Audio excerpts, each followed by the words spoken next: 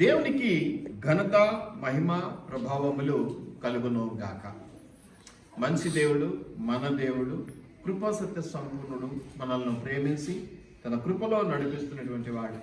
Almost చివర 15 దినాలు ఇంకా ఉన్న ఈ సంవత్సరానికి గాను కదా, దాదాపుగా 11 నెలల 15 రోజులు కాపాడినటువంటి దేవుడు ఆయనకు ఒకసారి ప్రేమతో హల్లెలూయా చెప్దామా? హల్లెలూయా. దేవునికి మహిమ కలుగును గాక. క్రిస్మస్ మంత్, క్రిస్మస్ నెలలో ఉన్నాము అని మనం అందరితో చెప్తూ ఉన్నాము. క్రిస్మస్ నెల అనేటువంటి పండుగ ఎక్కడ చూసినా ఉమెన్స్ క్రిస్మస్, యవనస్తుల క్రిస్మస్, చిల్డ్రన్స్ క్రిస్మస్, పెద్దల క్రిస్మస్, పాస్టర్స్ క్రిస్మస్ అని అనేక చోట్ల క్రిస్మస్ సెలబ్రేషన్స్ చేయడాన్ని మనం చూస్తూ ఉన్నాం. అనేక చోట్ల కదా, మర్చిపోతారేమో అని మళ్ళీ మళ్ళీ జ్ఞాపకం చేస్తున్నట్టుగా, వాళ్ళకంటే మేము, మాకంటే వాళ్ళు గొప్పవాళ్ళు అన్నట్టుగా చూపించడానికి అన్నట్టుగా ఈ యొక్క కార్యక్రమాలు చేయడాన్ని మనం గమనిస్తూ ఉన్నాం. ఏది తప్పు కాదు, ఎందుకంటే మనం తోపులం, ఏదైనా కరెక్టే. అయితే మనకు క్రిస్మస్ అంటే ఉన్నటువంటి ఒక అర్థం మనకు బాగా తెలుసు. క్రిస్మస్ అంటే ఇచ్చుట అనేటువంటి అర్థం ఉన్నటువంటి పరిస్థితి అది. ఆ పదమునకు, ఆ మాటకు ఇచ్చుట అనేటువంటి అర్థం. మనం పోయినసారి ఒక దగ్గర మనం చూసాం, త్యాగముతో ఇచ్చినటువంటి కొంతమందిని జ్ఞాపకం చేసుకున్న ఒక గృహకూడికలో యేసుప్రభు ఈ లోకానికి రావటానికి తండ్రి త్యాగము, తర్వాత యేసయ్య త్యాగము అంటే ఇచ్చుట. కొడుకుని ఇచ్చేసాడు, తన ప్రాణాన్ని ఇచ్చేసాడు. ఆ మేరీ తన యొక్క పరిస్థితిని అంతటిని ఇచ్చేసింది. జోసెఫ్ ఇలా ఇచ్చాడు, జ్ఞానులు ఇలా మనం కొంతమందిని జ్ఞాపకం చేసుకున్నాం. వాళ్ళలో చివరిగా మనము అనే మాట కూడా నేను మీకు జ్ఞాపకం చేశాను. మనము కూడా ఉన్నాం మా లిస్ట్లో. మరి అంతగా వాళ్ళందరూ త్యాగముతో ఏదో ఒకటి ఇచ్చారు. మరి ఒక విశ్వాసిగా, ఒక దేవుని బిడ్డగా నువ్వేమి ఇస్తున్నావు అనగానే లెక్క చూసుకుంటాము కదా. ఇవ్వడము అంటేనే ధన రూపం మాత్రమే మన కంటికి కనిపిస్తూ ఉంటది. కానీ బైబిల్ ఒక మాట ఉంది, ధనాపేక్ష విగ్రహారాధనకు సమానం అంటాడు, ఇంకేదో సమానం అంటాడు, ఇంకా ఏమంటాడు అంటే సమస్త కీడులకు మూలం అంటాడు. కానీ అయినా నేను ఇచ్చుట అనే మాట మీద ఈరోజు మాట్లాడాలని ఆశపడతా ఉన్నాను. ఇవ్వాలి, ఇచ్చుట అనేది ఆశీర్వాదకరము. తీసుకునే కంటే ఇచ్చుట ధన్యత. బాగుంది. ఇచ్చుట అనగానే ధనం గురించి ఆలోచన చేస్తాం. లేదండి, ధనం ఒక్కటే కాదు, ప్రాణం కూడా ఇచ్చే పరిస్థితి ఉంటే ఇవ్వాలి. ఏదైనా ప్రేమలో అది ఒకటి గుణం కదా. ప్రాణం ఇచ్చేంతగా వాడు ఇస్తాడా లేడా సస్తాడా అది వేరే విషయం. కానీ ఫస్ట్ డైలాగ్ ఏముంటుంది? ప్రాణమిచ్చునంతగా ప్రేమించుతున్నాను అంటాడు. అంతే, నమ్మాలి, పోతుండాలి, అంతే. లోకం అట్లుంది. కాబట్టి ఇచ్చుట అనేది చాలా ప్రశస్తమైనటువంటి మాట. అంత సిల్లీగా ఏముందులే అనుకునేటువంటి మాట కాదు కదా. నేను ఇంటికి వచ్చాను, గౌరవించి కూర్చోబెట్టి మంచినీళ్ళు ఇచ్చుట. అందుకని దేవుడు దానికి కూడా ఒక విలువ అడ్డగట్టాడు. ఏమని అంటాడు? నా పేరులో ఒక గ్లాస్ మంచి నీళ్ళు ఇచ్చినా నేను లెక్క కడతాను, దాన్ని దీవెన రూపంలో మీకు ఇస్తాను అన్నాడు. అంతేనా? యేసుప్రభు నామములో ఏది చేసినా అన్నాడు. కాబట్టి ఇచ్చుట అనేది ఒక ప్రత్యేకమైనటువంటి అంశం. ఇచ్చుట అనగానే ఒక ధనం విషయంలో మీరు ఆలోచన చేస్తూ ఉంటే ఆ ఆలోచన మీరు పక్కన పెట్టేసేయండి. అది కూడా ఒక భాగమే, అది లేదని నేను అన్నాను. కానీ నా వరకు ఒక మంచి పాస్టర్గా, అంటే నాకు దేవుడు ఇచ్చినటువంటి ఆలోచన చొప్పున ఒక మాట చెప్తే ఎవరైనా కొంతమంది ఆన్లైన్లో వాళ్ళు మొదట 10 నిమిషాలు చూసి పక్కకి వెళ్ళే వాళ్ళకి ఈ మాట ఉపయోగపడుతుంది. ఇచ్చుట అనగానే దశమ భాగాలని, కృతజ్ఞతార్పణలని అవన్నీ అంటూ ఉంటాను. నేను ఒకటే చెప్తాను ఒక పాస్టర్గా, దేవుడు ఎప్పుడు ఎవరిని బలవంత పెట్టలేదు. ఇచ్చుట అంటే నీ కుటుంబాన్ని పాడు చేసుకోను, అప్పుల పాలయ్యే ఇచ్చుట అనే ధర్మం ఎక్కడా లేదు. అలా చేయాల్సిన అవసరం అంతకంటే లేదు. ఆయన ఎప్పుడు ఇవ్వాలి, ఎట్లా ఇవ్వాలి, ఎలా ఉంటే ఇస్తే బాగుంటుందో నేను ఇప్పుడు వాక్యంలో చూపిస్తాను. కాబట్టి ఇచ్చుట అనగానే ఇదిగో ఆయన అప్పులు చేసి 10 రూపాయలు తెచ్చిచ్చాడు, అప్పులు తీరిపోయి 100 రూపాయలు దేవుడు ఇచ్చాడు. తులం బంగారం వేశారు, 2 తులాలు అయిపోయింది. నా అకౌంట్లో 350 ఉండే, రేట్ చేయగానే 3,50,000 అయింది. ఎట్టయిందో మనకు తెలియదు. ఏ అకౌంట్లో నుంచి ఎందుకు వచ్చి పడ్డాయో మనకు ఆ డబ్బులు మనకు అవి అర్థం కావు. ఇతరుల సొమ్ము తీసుకోకూడదన్న ధర్మం మనకు తెలుసు.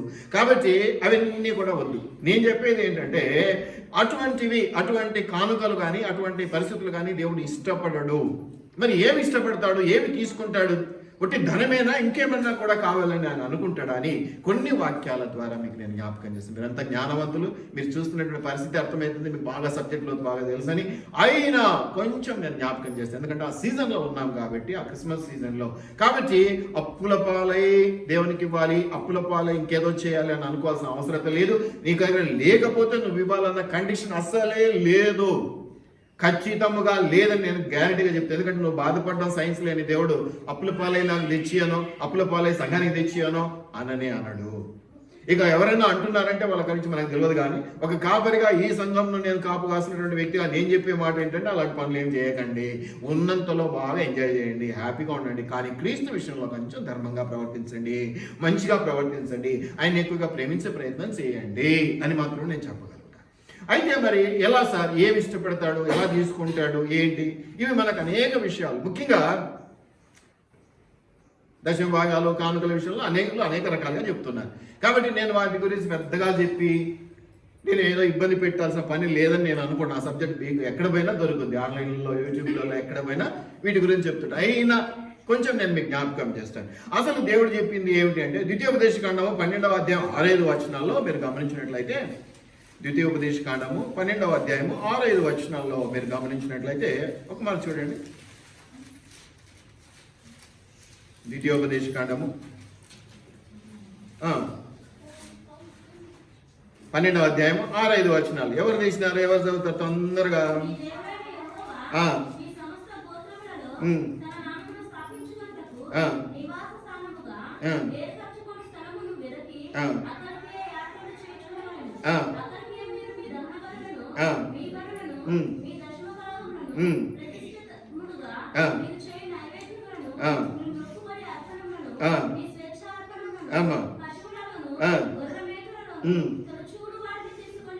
చూడు, ఏమేమి ఇవ్వాలో చెప్పాడు.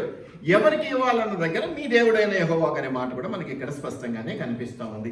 అయితే అక్కడితో ఆగిపోయిందా, ఇంకేమైనా పెంచాడా రాబోతున్నటువంటి అధ్యాయాల్లో కానీ వచనాల్లో కానీ నేను మీకు చూపిస్తాను. అక్కడ ఆ రోజుకు అక్కడ వారికి తగినట్టుగా కొన్ని మాటలు ఉన్నాయి. సందర్భానుసారమైనటువంటివి తీసుకోవాలి. ఒక టెక్స్ట్ తీసుకొని దాన్ని ఎక్స్ప్లెయిన్ చేయాలంటే ఒక పారాగ్రాఫ్ని అక్కడికక్కడ ముక్కలు చేసి నాకు ఏది అవసరమో తీసుకుంటే సరిపోదు. దానికి పైన ఏం జరిగింది, కింద ఏం జరిగిందో కూడా కొంచెం చదువుకుంటే మనకు అర్థమవుతుంది ఆ సందర్భంలో అలా ఉపయోగపడింది అనేసి ఆ మాట గురించి మనకు అవగాహన కలుగుతుంది. కాబట్టి ఇక్కడ ఏమంటాడంటే, వెనక్కి అక్కడికే యాత్రలు చేయొచ్చుండవలేనో. ఇక్కడ దేవుని గురించి కంటే ఏదైతే ఒక స్థలం ఉందో, దేవుని నివాస స్థలము, ఆ స్థలమునకే వెళ్ళాలి. ఆ స్థలమునకే, ఆ మందిరమునకే, ఆ దేవుని నివాస స్థలమునకే వెళ్ళి ఏమేమి ఇవ్వవచ్చు, ఏ రూపాలలో ఇవ్వవచ్చు అని ఉంది అంటే, మొట్టమొదటిది దహన బలులు అన్నాడు. తర్వాత ఇంకేమన్నాడంటే 2వ వచనము మీ బలులు అన్నాడు. ఇంకా మీ దశమ భాగములు అన్నాడు. ప్రతిష్ఠిత అర్పణములు అన్నాడు. ఇంకా నైవేద్యములు అన్నాడు. మొక్కుబడి అర్పణలు అన్నాడు. స్వేచ్ఛార్పణలు అన్నాడు. ఇక పశువుల్లోనూ మేకల్లోనూ తొలసూరి అన్నాడు. ఇలా రకరకాలుగా చెప్పుకుంటూ వచ్చాడు. దేవునికి మహిమ కలుగునుగాక. ఇవ్వవలసిన వాటి పరిస్థితి ఏమిటి, ఇవ్వవలసిన వాటిల్లో మనం ఎలా ముందుకు వెళ్ళవచ్చు అనేది ఒక చిన్న అవగాహన ఇక్కడ మనకు ఏర్పడుతూ ఉంది. సో దేవుని మందిరావరణములలో, నివాస స్థలములలోనికి వెళ్ళి మనం ఈ విధంగా కొన్ని మనకు ఇష్టానుసారమైన స్వేచ్ఛార్పణలు అని మళ్ళీ ప్రత్యేకంగా నేను మీకు జ్ఞాపకం చేస్తా ఉన్నాను. స్వేచ్ఛార్పణలు అంటే ఇష్టానుసారముగా, కృతజ్ఞతాపూర్వకముగా, నీ తలంపును బట్టి, నీ ఆలోచనను బట్టి, ఎవరో ప్రేరేపిస్తే కలిగేది కాకుండా నీ మనసులో వచ్చినటువంటి కలిగినటువంటి ఉద్దేశమును బట్టి ఇవ్వగలిగినవి స్వేచ్ఛార్పణలు. అంటే బలవంత పెట్టేటివి కావు, భయపెట్టి తీసుకునేటివి అసలే కావు. స్వేచ్ఛార్పణలు అంటే నీవు ప్రేరేపించబడి నీ మనస్సాక్షిని ఆధారం చేసుకొని దానిలో ఉన్నటువంటి ఆ యొక్క ఆలోచనను నువ్వు గ్రహించి పట్టి బిగబట్టి విడిచేటువంటి అర్పణది. అందుకే దాన్ని స్వేచ్ఛార్పణ అన్నారు. సో ఇలాగా మనం అనేకం చెప్పుకుంటూ ఉండవచ్చు. ఇక ఈ రోజుల్లో ఇవి లేవు, దహన బలులు కానీ బలులు కానీ ఏమి లేవు. ఇక ప్రతిష్ఠితార్పణలు అంటే మనకు తెలిసి ఎవరైనా ఏదైనా ఒక వస్తువు తెచ్చిచ్చినా దాన్ని దేవుని కొరకు ప్రతిష్ఠించి దేవుని కొరకు వాడుకునే ప్రయత్నం చేస్తూ ఉంటాం. కాబట్టి ధన రూపమే కాదు, వస్తు రూపమే కాదు, యానిమల్ అంటే కింద మీరు చూస్తే పశువులు అని మీకు ఇంకా ఈ రోజుల్లో తెలియదు. కానీ పాత రోజుల్లో ఈవెన్ మనము ఆ రేషన్ బియ్యం తింటున్నప్పటికీ కూడా ఆ రేషన్ బియ్యంలో కూడా పిరికెడు తీసి సంఘానికి అని పక్కన పెట్టి తెచ్చిచ్చేటువంటి వాళ్ళు ఉన్నారు. ఇలాగా జరిగినటువంటి కాలంలో జరిగినాయి. ఇప్పుడు అంత పట్టించుకోవట్లేదు. వాటిల్లో కూడా ఏవో మంచి విటమిన్స్ కలుపుతున్నారని వాళ్ళే తినేస్తూ ఉన్నారు, లేదంటే అమ్మేసుకుంటా ఉన్నారు రేషన్ బియ్యం కదా. వంట చేసేటప్పుడు కూడా మీరు ఏదైనా పిరికెడు తీసి సరే, ఇప్పుడు ఇవన్నీ కూడా ఎగతాళి కిందకి మార్చబడ్డాయి. అలా తీసేస్తున్నారు, అలా క్రిస్టియన్స్ను వాడేస్తున్నారు అనేటువంటి పరిస్థితి వచ్చేసింది. కాబట్టి వాటి గురించి మీకే ఎక్కువగా అంటే అండర్స్టాండింగ్ ఉంటుంది నేను చెప్పడం కంటే ఒక కాపరిగా. మరి ఇంకొక వచనం మీరు ఇక్కడ చూస్తే మలాకి 3:10లో, మలాకి గ్రంథంలో 3:10లో మీరు గమనించినట్లయితే 3వ అధ్యాయము 10వ వచనంలో చూస్తే అసలు ఏమన్నాడు దేవుడు అక్కడ? 3:10లో ఒక మాట, నా మందిరంలో ఆహారం ఉండినట్లు. ఇదంతా కూడా ఎందుకు తేవలసి ఉంది అంటే మందిరం, అక్కడేమన్నాడు నివాస స్థలం అన్నాడు. నివాస స్థలం అంటే నథింగ్ బట్ మందిరం, నథింగ్ బట్ సంఘం, అంతే కదా. దేవుని యొక్క స్థిరమైన నివాసం కలిగినటువంటి, అంటే అక్కడ ఉన్నటువంటి దేవుడు ఉన్నాడు కాబట్టి ఆ స్థలాన్ని మనం మందిరం అనుకుంటున్నాం కాబట్టి మందిరం. ఇక్కడ మీరు క్లియర్గా ఇంకొంచెం క్రిస్టల్ క్లియర్గా అర్థమయ్యేటట్టుగా మందిరము అన్నాడు. ఏమిటంట, ఎందుకట? కాపరి కోసము, ఇంకా ఇతర విశ్వాసుల కోసమో, లేకపోతే ఇంకేదో అన్నిటికీ కలుపుకోనో, ఏదో మనకు తెలియదు. కానీ ఒక్కటైతే చెప్పాడు అక్కడ. ఏమన్నాడు? ఆహారం ఉండినట్లు, నిండుగా ఆహారం ఉండినట్లు. ఏమంటున్నాడు? మందిరములో ఆహారం ఉండినట్లు ఈ 10వ భాగమును మీరు నా మందిరపు నిధిలోనికి తీసుకుని రండి. దీన్ని చేసి మీరు నన్ను శోధించిన ఎడల నేను మిమ్మల్ని ఆకాశపు వాకిళ్ళు విప్పి బాగా దీవిస్తానని చెప్పడం జరిగింది. సో ఎక్కడికి తీసుకురావాలి, ఏమేమి తీసుకురావాలో చూసాం. పాత నిబంధన ప్రకారం ఏమేమి తీసుకురావాలో చూసాం. వాటిలో నీ అనుకూలత ఏమిటో, నీ ప్రేరేపణ అది నీ ఇష్టం, అది స్వేచ్ఛార్పణ అనేది కూడా చెప్తూ ఉన్నాను. రెండవది ఎక్కడికి తీసుకురావాలని, అక్కడ ఉంది దేవుని నివాస స్థలం అని. ఇక్కడ క్లియర్గా మందిరము అనేటువంటి మాట మనం గమనిస్తున్నాం. అయితే చివరిలో కొన్ని మాటలు మాట్లాడుకుందాం. మొదట నిజమైన టాపిక్ ఏంటో అదెంతో దాన్ని కవర్ చేసుకున్న తర్వాత, మందిరం అంటే నేను వెళ్తున్న సంఘమా, నా పక్క సంఘమా, లేదంటే నా ఊర్లో ఉన్న సంఘమా? ఎందుకంటే అక్కడ ఇస్తే నా ఊర్లో వాళ్ళు నన్ను గురించి గొప్పగా చెప్పుకుంటారు కదా, ముఖ్యంగా పండగల పూట. అది వేశారు, ఇది వేశారు అని, సున్నం వేశారు, అది వేశారు అని ఏదో చెప్పుకుంటారు కదా. కాబట్టి మందిరమా అన్నాడు. కాబట్టి ఏ మందిరం అయితే ఏముంది, ఈ సంఘానికి వస్తున్నాను, ఉన్నాను కాబట్టి ఊర్లో ఉన్న సంఘం నాదే కదా, అక్కడున్న సంఘం మాదే కదా. ఇప్పుడు ఎవరో వచ్చి కాపరి అడుగుతాడు, పండుగ సీజన్ అండి, నాకు ఫేస్బుక్లో చాలా రిక్వెస్ట్లు వస్తుంటాయి, పండుగ సీజన్ ఎవరికైనా హెల్ప్ చేస్తున్నారా, ప్లీజ్ మా పేరు కూడా రాసుకోండి అని. మాదంత పెద్ద సంఘం కాదమ్మా, ఉన్నంతలో కాలు చెప్పుకునే సంఘం మాది, చాలా కష్టం అమ్మా, ఏదో కొంత అని. ఆ కొంత పెట్టగానే మళ్ళీ మెసేజ్ పెడతారు వాళ్ళు, ఇది సరిపోదు, కొంచెం ఒక ఇంటి రెంట్ ఏమన్నా బేర్ చేయగలరా. సో ఇవన్నీ జరిగిపోతూ ఉంటాయి. సో ఇవన్నీ పక్కన పెట్టేద్దాం, అవి కానీ మనకు అవసరం లేదు. కానీ మనము ఎలా, ఎక్కడ, ఎప్పుడు, ఎలా ఇవ్వాలో తెలుసుకున్నప్పుడు మందిరము ఇవి వచ్చేసి జనరలైజ్డ్ మాట. ఎందుకంటే అన్ని మందిరాలు ఉన్నాయి. ఇక్కడనే మనకున్నటువంటి ప్రాంతంలో నాకు 20 ఉంటాయి చుట్టూ మందిరాలు. కాబట్టి ఎక్కడ ఇవ్వాలి, ఏ మందిరంలో ఇస్తే బాగుంటుంది అనేది కూడా కొంచెం గమనిద్దాం. అది కూడా మీ ఫ్రీ విల్లే. కాకపోతే ఎట్లా అనేది డిసిషన్ తీసుకోవడానికి ముందుగా ఇలా అయితే బాగుంటుంది ఒక మాట చెప్తాం అనేది ధర్మం కాబట్టి చెప్తాం.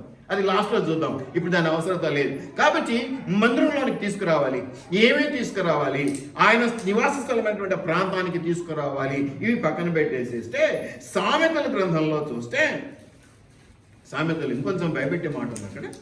భయపడాకండి, కొంతమంది అట్లా భయపెడతారు, కానీ మా లాంటి మిమ్మల్ని భయపెట్టరు. మంచిగా మిమ్మల్ని నవ్విస్తూ మీ సాంగత్యంలో మేము బలపడాలనుకుంటాం. మీరు మా వాళ్ళు బలపడడం ఎంతదో మీ ద్వారా మేము కూడా బలపడాలని ఆశించేటువంటి తత్వం నాకు ముఖ్యంగా. మీరు గమనిస్తే సామెతలు 3వ అధ్యాయం 9-10 వచనాల్లో, నీ రాబడి అంతటిలో ప్రథమ ఫలమును, యాక్చువల్గా దశమ భాగం కాదు, ఇది ప్రథమ ఫలం అంటే నేను ఉద్యోగంలో చేరినా నా మొదటి నెల జీతం. ఇలా జస్ట్ ఉదాహరణ కోసం, నా పంట పండింది, మొదటి బస్తా బియ్యం లేదా వడ్లు లేకపోతే కూరగాయలు, మొదటిది ప్రథమ ఫలం అంటే మొదటి పంట, మొదటి ఇది అనేది వస్తుంది అర్థం కదా. మేము చిన్నప్పుడు కోళ్ళు గుడ్లు పెడితే కూడా మొదటి గుడ్డు వెళ్ళి చర్చలు ఇచ్చేసేటోళ్ళం. ఒక్కొక్కరి అలవాటు, ఒక్కొక్కరి పద్ధతి. అది మేము పొలాలు కూడా చూసుకునే వాళ్ళం కాబట్టి మొదటి బస్తా వెళ్ళిపోతుంది. ఏం పండిస్తాం, వడ్ల, కందిపప్పు, ఏదో ఒకటి, అది మొదటి బస్తా చర్చకి వెళ్ళి వాళ్ళు కాపరి వాడుకుంటాడో లేకపోతే వేలం వేసి ఆ డబ్బు తీసుకొని దాన్ని సంఘక్షేమం వరకు, వృద్ధి కొరకు వాడతారు. అది పద్ధతి, అది వేరే విషయం. సో ఇప్పుడు అవన్నీ ఉన్నాయో లేదో తెలియదు, కొంతమంది ఆచరిస్తూ ఉండవచ్చు కూడా, మనకు తెలియదు. కాకపోతే ఇక్కడ ఏమనుందంటే, నీ రాబడి అంతటిలో ప్రథమ ఫలమును, నీ ఆస్తిలో భాగమును. ఇప్పుడు ఆస్తిలో భాగం ఎవరైనా నవ్వుకుంటారా అండి? పెళ్ళెప్పుడు ప్రమాణాలు చేసేటప్పుడు ఏమేమో చేస్తాం కదా, మేము ఏమైనా చేసి ఉంటాం కదా, గుర్తుందా ఎవరికన్నా? మీకు ఇవ్వలేదు ఇంకా పెళ్ళి, సో మీకు అవి తెలియదు. పెళ్ళైన వాళ్ళకి తెలుసు, చేతిలో చేయి వేసి చెప్పుకోవా అనే మాట కంటే ముందుగా దేవునికి ప్రమాణాలు చేసినప్పుడు నా ఆస్తి అంతటిలో భాగము నీది అంటాం. ఇప్పుడు నీ ఆస్తి అంతలో భాగం అని అమ్మాయిని కలుపుకొని నీ ఆస్తిలో భాగం ఇక్కడ దేవునికి ఇవ్వనుందని ఇస్తే అమ్మాయి ఇవ్వకుంటుందా అండి? కోర్టుకు పోదు. మా ఆయన నాకు ఇస్తానని పెళ్ళప్పుడు ప్రమాణం చేసిండు, ఇప్పుడు ఏదో సంఘం అంట, ఏదో దేవుడు అంట, ఆయనకి ఇస్తానని పోతా అన్నాడు అని ఒప్పుకుంటుందా అండి? కాబట్టి ఇదంతా ఫ్రీ విల్. అంటే నీకు వాక్యం ఏ విధమైన ప్రేరేపణ ఇస్తుందో, ఆ సత్యాన్ని నువ్వు ఏ విధంగా అర్థం చేసుకుంటావో దాన్ని బట్టి ఆధారపడి ఉంటుంది తప్ప ఎవరో చెప్తే, ఎవరో ప్రేరేపిస్తే, ఎవరో భయపెడితే వచ్చేటువంటి అలవాటు కాదది. పదస్తమానం దొంగతనాలు, తప్పులు చేసేసి దశమ భాగం ఇస్తే ఆ సొమ్ము పవిత్రపరచబడుతుంది అంటే నేను నమ్ముతానా? నువ్వు నమ్ముతావా? మరి నీ ఇష్టం అది. నేనైతే నమ్మను. నేను ప్రార్థన చేశాను, కానీ కాపీ కొట్టాను నేను, నాకు ఇప్పుడు 80 మార్కులు వచ్చాయి కాబట్టి నాకు దేవుడు మేం చేస్తాడని నేను అనలేను, అనకూడదు కూడా, ఎందుకంటే నేను కాపీ కొట్టాను. కాబట్టి అన్ని సందర్భాల్లో దేవుడు చేశాడు అనుకోవటానికి వీలు కాదు, వీలు లేదు, కాదు వీలు లేదు అసలు. దయచేసి ఇక్కడ మీరు జ్ఞాపకం పెట్టుకోవాలి, ఆస్తి అంతటిలో భాగమును ఇచ్చి ఏం చేయాలటమ్మా, మనం కూడా ఇస్తాం కదా. 5 రూపాయలు తీసి ఇచ్చినా ఇట్ట ఊపి 2-3 పేపర్లకు కొంచెం ఫోజులు ఇచ్చి ఫలాని సంఘమునకు 4 యాపిల్ పండ్లు ఇచ్చినాం.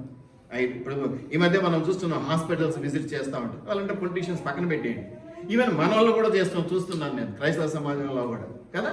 4 యాపిల్స్ ఇచ్చి పేపర్లలో మరుసటి రోజు చూస్తే 500 మందికి యాపిల్స్ పంచినా ఫలాని సో అండ్ సో అని ఉంటుంది. దాంట్లో ఏం చేయలేం, పరిస్థితి అట్లా ఉంది, ఇప్పుడు రోజులు అట్లా ఉన్నాయి. కాబట్టి ఇక్కడ నిన్ను నువ్వు ఘనపరచుకోవడానికో, నిన్ను నువ్వు పెద్ద చేసుకోవడానికో, నీ పేరు అందరూ చదవటానికో ఉపయోగపడేది కాదు అది.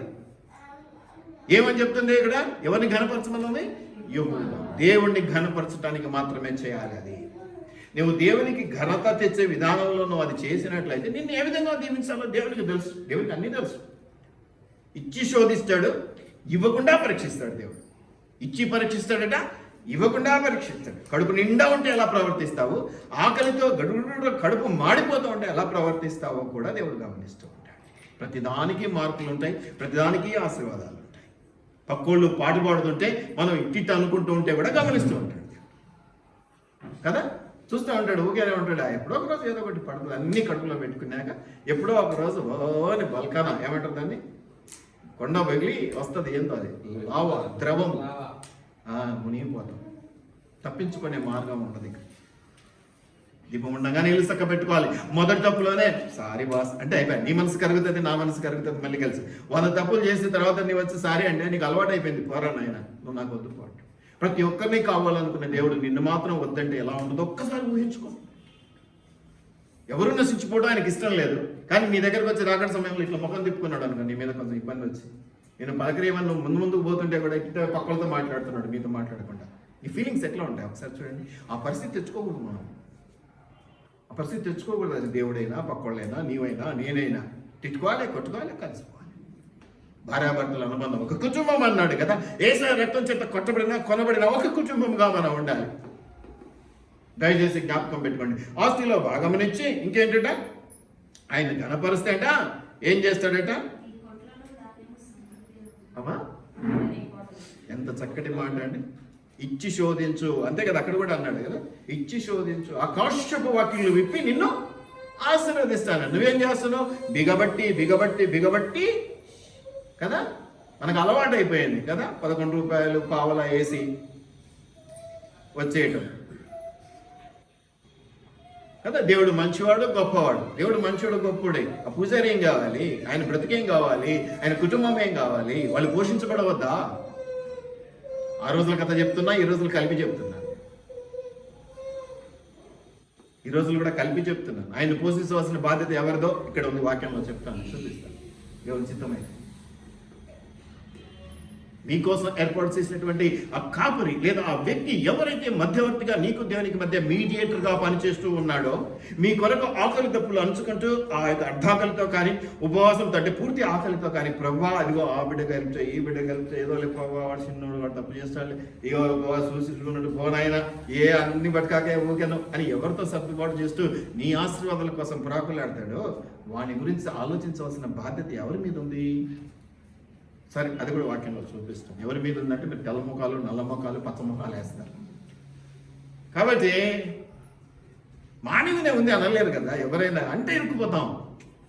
కమిట్ అనేది ఎట్లుండాలంటే, ఇప్పుడు ఏదైనా పని చెప్పాను అనుకో, చేస్తా అని ముందుకు వస్తే అయిపోయి ఇరుక్కుపోయినట్టు. అందుకని ఏం చేస్తారు, చూద్దాం అని తప్పించుకుంటాం. ఏమంటారు, చూద్దాం అనడం వేరు, చేస్తా అనడం వేరు. యేసుప్రభువైన వారు చూస్తామన్నా, చేద్దాం చూద్దాం అన్నారు, వచ్చేస్తాం సార్. దయచేసి జ్ఞాపకం పెట్టుకోండి. అప్పుడు నీ కొట్లలో ధాన్యము సమృద్ధిగా నుండును, నీ గానుగులలో నుండి ద్రాక్షారసము క్రొత్తది పైకి పొంగి పొరలి పారు. నువ్వు దీవించబడాలి అంటే ఇదిగో ఇలా ఇలా ఇలా అనేది చెప్పుకుంటూ వచ్చాడు. ఇంకా కొంచెం మళ్ళీ ముందుకు వెళ్తే లూకాసు వార్త 6:38 చూస్తే, లూకాసు వార్త 6:38 కింద మీరు చూసినట్లయితే, లూకాసు వార్త 6:38 క్షమించడి, మీరు క్షమించబడదురు. అమ్మా, మనకు అలవాటే లేని మాట ఇది. ఎంతసేపు పుచ్చుకోవడం. ఏమిస్తావు? మా ఇంటికి వస్తే ఏం తెస్తావు, మీ ఇంటికి వస్తే ఏమిస్తావు. అది రూల్ కదా, మన స్టాండర్డ్ రూల్. అది ఎట్లా మార్చుకుంటాం చెప్పండి? ఎవరో ఏదో చెప్తే ఆఖరికి దేవుడు చెప్తే మార్చుకుంటాం మనం. దేవుడు ఎవరు మనం చెప్పడానికి కాదా? ఏమిస్తావు, ఏం తెస్తావు, ఇదే కదా మన పని. ఏమన్నాడు దేవుడు ఇక్కడ? ఇయ్యుడి అప్పుడు మీకు ఇవ్వబడును. రెస్పెక్ట్ దగ్గర ఒక మాట ఉంటుంది, గివ్ అండ్ టేక్ రెస్పెక్ట్ అని ఏదో అంటారు కదా. ఏమా రెస్పెక్ట్ ఏముంది? Give and take love, give and take ఇంకేదన్నా, అంతే కదా. నువ్వు ఇచ్చి అందుకు తీసుకో. అందుకే కదా దేవుడు కూడా ఇచ్చి శోధించమన్నాడు. పావులా వేసి 10 కోట్లకు టెండర్ పెడతాం దేవునికి. మళ్ళా భయంకరమైన తెలివి తెలుసా. నాకైతే జుట్టు ఊడిపోయింది కానీ మీకు ఇంకా నిండా ఉంది.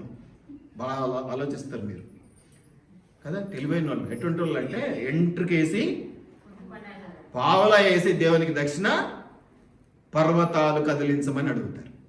ఎందుకంటే ఆయన పని పడలేదు. చాలా చీప్ అండ్ బెస్ట్ కదా. ఎంత తక్కువ అడ్డ మీదకి పోతాం అనుకో, ఏదైనా కూలీ కావాలని అడ్డ మీద నిలబడతారు కూలీ కదా. సహజంగా కరెక్ట్గా చెప్పండి, ఎవడు తక్కువ తీసుకుంటే వాడిని పిలుచుకొచ్చుకుంటారా? సామర్థ్యం చూసి, వాని బలము చూసి, వాని తీరు చూసి, ఈ కష్టానికి వీడు తగినవాడు, వీడు చేస్తాడు అని తీసుకొచ్చుకుంటారా? ఎవడు తక్కువ ఇస్తే వాడు 600 అడిగాడు, నేను 500కి వస్తానంటే 100 పెట్టి, వీడు తాగుపోతాడా, తిరిగిపోతాడా, బక్కగున్నాడా, చేస్తాడా, చేయడా, సగం మధ్యలో పని పెట్టి వదిలిపెట్టి పారిపోతాడా, మధ్యలో చాయ్ పైసలు తీసుకొని అవేం లేదు, తక్కువ రిబేటు డిస్కౌంట్లకు పడిపోతాం. ఆమె కరెక్ట్ కదా. ముఖ్యంగా సీజన్, ఇప్పుడు క్రిస్మస్ సీజన్ కదా. 100 రూపాయలు 200 చెప్పి 50% డిస్కౌంట్ అనగానే పోయి సొగ్గ కరుచుకుంటూ లైన్లలో నిలబడి కొత్త చీరలో కొత్త బట్టలు కొనుక్కొచ్చుకుంటాం. Discount sale. అదే ఆశిస్తాం దేవుని దగ్గర కూడా. స్వభావం రక్తంలా కలిసిపోయింది. డిస్కౌంట్ సేల్, రిబేట్లు కదా. ఇప్పుడు అమెజాన్లు ఇవన్నీ కూడా మనం బుక్ చేస్తుంటాము.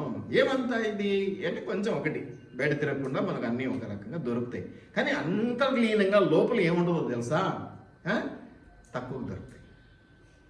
అది చెడిపోయింది వచ్చి మళ్ళీ వెనక్కి తీసుకొని ఇవన్నీ ఏదో ఉంటాయి కదా తతంగాలు. అవన్నీ చూడము.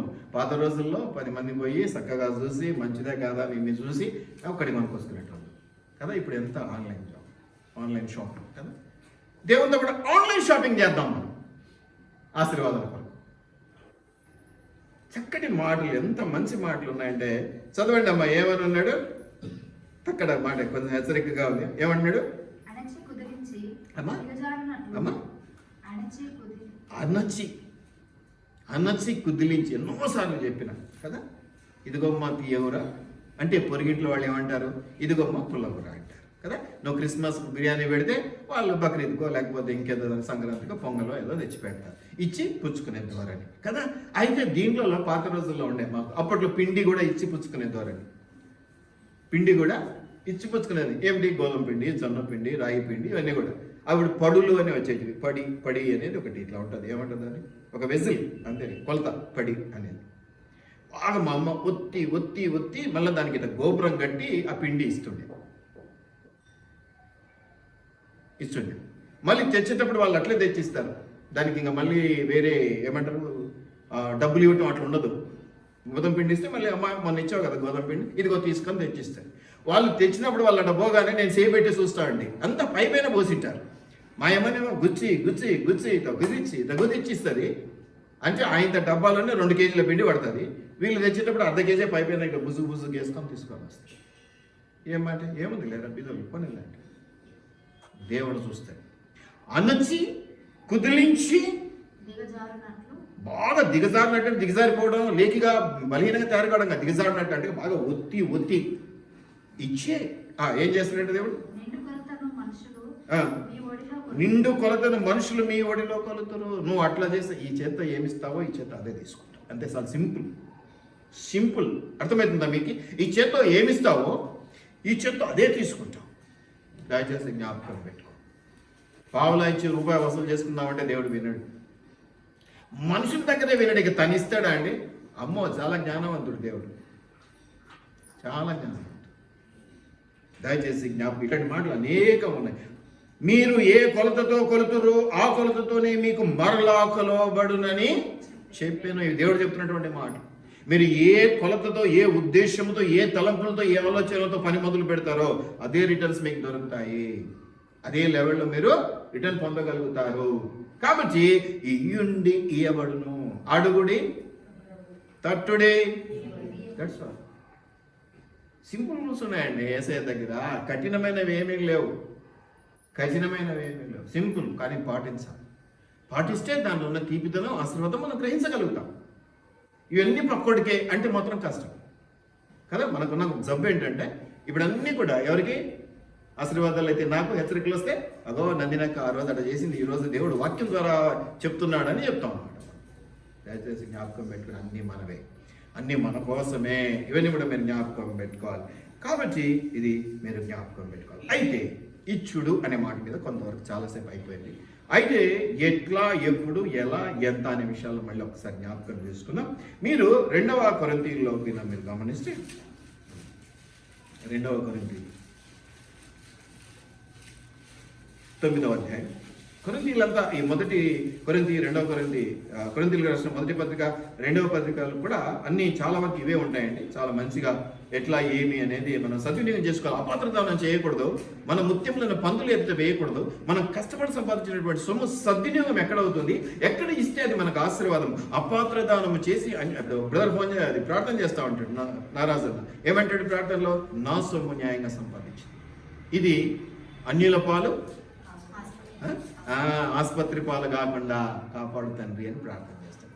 అంటే వృధాగా అనారోగ్యం పడి పోవటం, హాస్పిటల్లో ఖర్చు పెట్టి రావటం, ఇక వేస్ట్గా వాళ్ళకి వెళ్ళిపోవటం ఉండకూడదు. ఇది నేను చాలా గట్టిగా, పవిత్రంగా, బలంగా సంపాదించుకున్న సొమ్ము. అట్లా ఉంటుంది దేవుని దగ్గర కూడా ఆశీర్వాదం.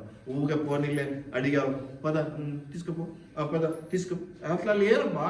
చాలా జాగ్రత్త పడు దేవుడు, చాలా జాగ్రత్త పడు. ఈజీగా కనిపించినట్టే ఉంటుంది, కానీ చక్కగా ఆయన అనుమతి కానీ, ఆయన ప్రేమను కానీ పొందుకోవాలంటే చాలా కష్టం.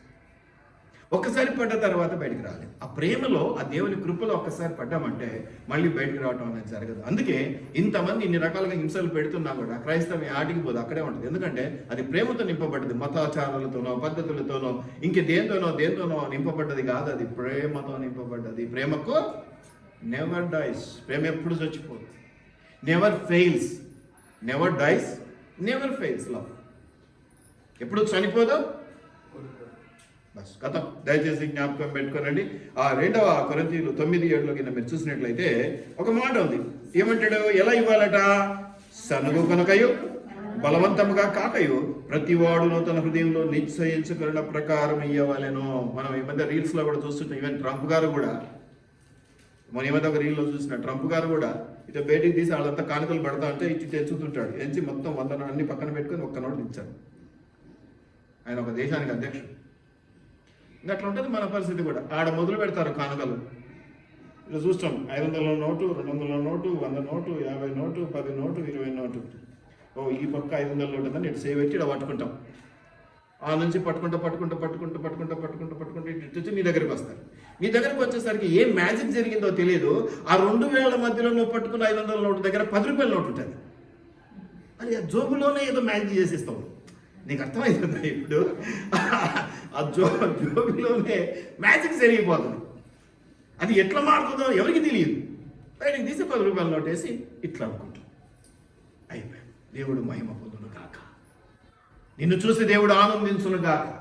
ఎగిరి గంతులు వేతురు గాక. ఎవరు? ఏంజల్స్. ఆనందమే, మహా ఆనందమే. అదేదో రీల్స్లో చూస్తుంటాం కదా, ₹10 ఇచ్చి పండుగ చేసుకో అంటే వాడిని ఎట్ట తిరుగుతాడు. ఏదో మీరు బాగా చూస్తుంటారు, నాకు తెలుసు. గుర్తు క్లూ ఇవ్వండి బా. మేము చూడం కదా, ఎప్పుడో ఒకసారి చూస్తాం, మర్చిపోతాం. నువ్వు నవ్వావంటే నీకు గుర్తుకొచ్చింది. ఎవరు? బ్రహ్మానందం కదా. ₹10 వేసి వాడికి భిక్షగానికి పండగ చేసుకుంటే వాడు లేచి, ఏందిరా ₹10 ఏమొస్తుందిరా ఈ రోజుల్లో అంటాడు కదా. ఎవరు వాడెవరు? అలీ. మీకు ఇవన్నీ బాగా గుర్తుంటాయి. Very nice, very nice. పోనీలేండి, ఏదో ఒకటి గుర్తుంది. బైబిల్ కాకపోయినా సినిమా రీల్స్ అన్నా గుర్తుకున్నాయి. వాటిలో కూడా మంచివి అయితే పర్వాలేదు, జ్ఞాపకం పెట్టుకోవటం అవసరం. ఇచ్చి శోధించమన్నాడు, ఎగతాళికి కాదు. అది దేవుని దగ్గర ఎగతాళి పనికిరాదు. ఆయన మహిమపరచేవారిగా, ఆయన నీ ఆస్తి అంతట్లో భాగం నుంచి ఆయన్ని ఘనపరచుము. అప్పుడు నీ కొట్లు, నీ నూనె గానుగా ఇవన్నీ కూడా ఏమైపోతే పొంగిపోతాయి అనేది వాక్యంలో మనం చూస్తున్నాం. ఏమంటాడు? సనువు కొనకయు బలవంతంగా కాకయు ప్రతి వాడును తన హృదయంలో నిశ్చయించుకున్న ప్రకారము ఎవరైనా దేవుడు ఉత్సాహముగా సచ్చినోడి పెళ్లికి వచ్చిందే కట్నం అన్నట్టుగా ఇట్లా పెట్టుకొని ఇట్లా తీసి టేస్తూ ఉంటారు కానుకలు. దయచేసి ఏకండి, ఇష్టం లేకపోతే అవసరమే లేదు. దేవుడు అడగడు. అదేదో ముష్టేసినట్టుగా, అదేదో ఏకపోతే ఎవరు అనుకుంటారు అన్నట్టుగా, లేకపోతే మేమేస్తేనో సంఘాలు నడుస్తున్నాయి, మేమేస్తేనో దేవునికి అదేదో కలుగుతుంది అన్నట్టుగా బిడ్డ ఇయ్యాకండి. దయచేసి ఇయ్యడం ఇష్టం లేకపోతే ఇయ్యాలి. దయచేసి ఇది మీకు కొన్ని సంఘాల్లో చెప్పరు. ఎందుకు చెప్పరు అంటే ఇస్తే చాలని, ఇచ్చిందే అంటారు. లేదా సచ్చినోడి పెళ్ళికి ఇంకా మీరు ఇంకా 10,000 ఇవ్వండి, క్రిస్మస్ సీజన్లో 20,000 ఇవ్వండి, నేను స్వార్థ సేవ చేయాలి, నేను అమెరికా పోయి తిరిగి ఇంకొంచెం కలెక్షన్ చేసుకొని రావాలి, ఇలాంటివి ఉంటాయి. మరి అమెరికా ఖర్చులకు మనమే ఇచ్చి పంపించి మళ్ళీ ఆయన అమెరికా నుంచి కొంచెం తెచ్చుకుంటాడు. ఇవన్నీ జనరల్ టెక్నిక్స్, బిజినెస్ పీపుల్ యొక్క టెక్నిక్స్. మనకు అవి అలవాటు లేవు, అలవాటు కావు. అలవాటు చేసుకోకపోతే మూతిపళ్ళు అలగొడతాడు దేవుడు. కాబట్టి మనకి ఎప్పట్లో అవసరం లేదు దాని గురించి. ఇది దొరికిన 10 పైసలు లేదు, చాలు, టీ తాగిపోతుంది. ఎంత చక్కటి మాట! సంతోషముతో ఉత్సాహముతో ఇచ్చు వాణిని అమ్మా హేట్ చేస్తాడా? దేవుని చేత ప్రేమించబడడానికి చిన్న చిన్న టెక్నిక్స్, టిప్స్. ఉత్సాహంతో ఇవ్వను, 10 పైసలు ఇవ్వు, ఉత్సాహంతో ఇవ్వు, ఏడ్చుకుంటే ఇవ్వ. నేను ఇస్తేనే జరుగుతుందన్న బిళ్ళ పనికిరాదు. నువ్వు కాకపోతే 100,000 మందిని దేవుడు క్యూలో నిలబెట్టుకుంటాడు. నీకు అవకాశం ఇచ్చాడు అనేది నీకు కలిగిన ధన్యత. దేవుడు నీకు ఇచ్చే అవకాశం ఇచ్చాడు అంటే గతి లేక కాదు, నీకు ధన్యత, నీకు ఆశీర్వాదం. ఏదైనా నేను ఇంకొకరిది కాకుండా ఈయన ఏదో అడిగాను అంటే, లేదా ఈయన ఏదో అడిగానంటే అది ధన్యత. దేవుడు ఎవరికో చెందవలసిన ఆశీర్వాదాన్ని నీ కొరకు తీసుకొచ్చి అక్కడ పెట్టి నువ్వు చేయి, నువ్వు తీసుకో అని చెప్తున్నాడు. పోగొట్టుకోగలమండి అటువంటి అవకాశం పోగొట్టుకుంటే తిరిగి రాదండి. మీరు లోకంలో ఒక పద్ధతి ఉంది, లోకంలో ఒక మాట, అదృష్టం ఒక్కసారి తలుపుతాడు కదా. దేవుడు 10 సార్లు తలుపుతున్నాడు, నిలబడి తడుతూనే ఉన్నాడు అనేది మనకు అలసైపోయింది. Don't be like that. దయచేసి జ్ఞాపకం పెట్టుకోండి, ఉత్సాహంగా ఇచ్చు అని. 8 ఇక్కడ వెనక ఉంటుంది, ఒకసారి చూడండి. 8, 3, 4 వచనాలు చదువుతాం, కలిపి ఉన్నాయి కాబట్టి.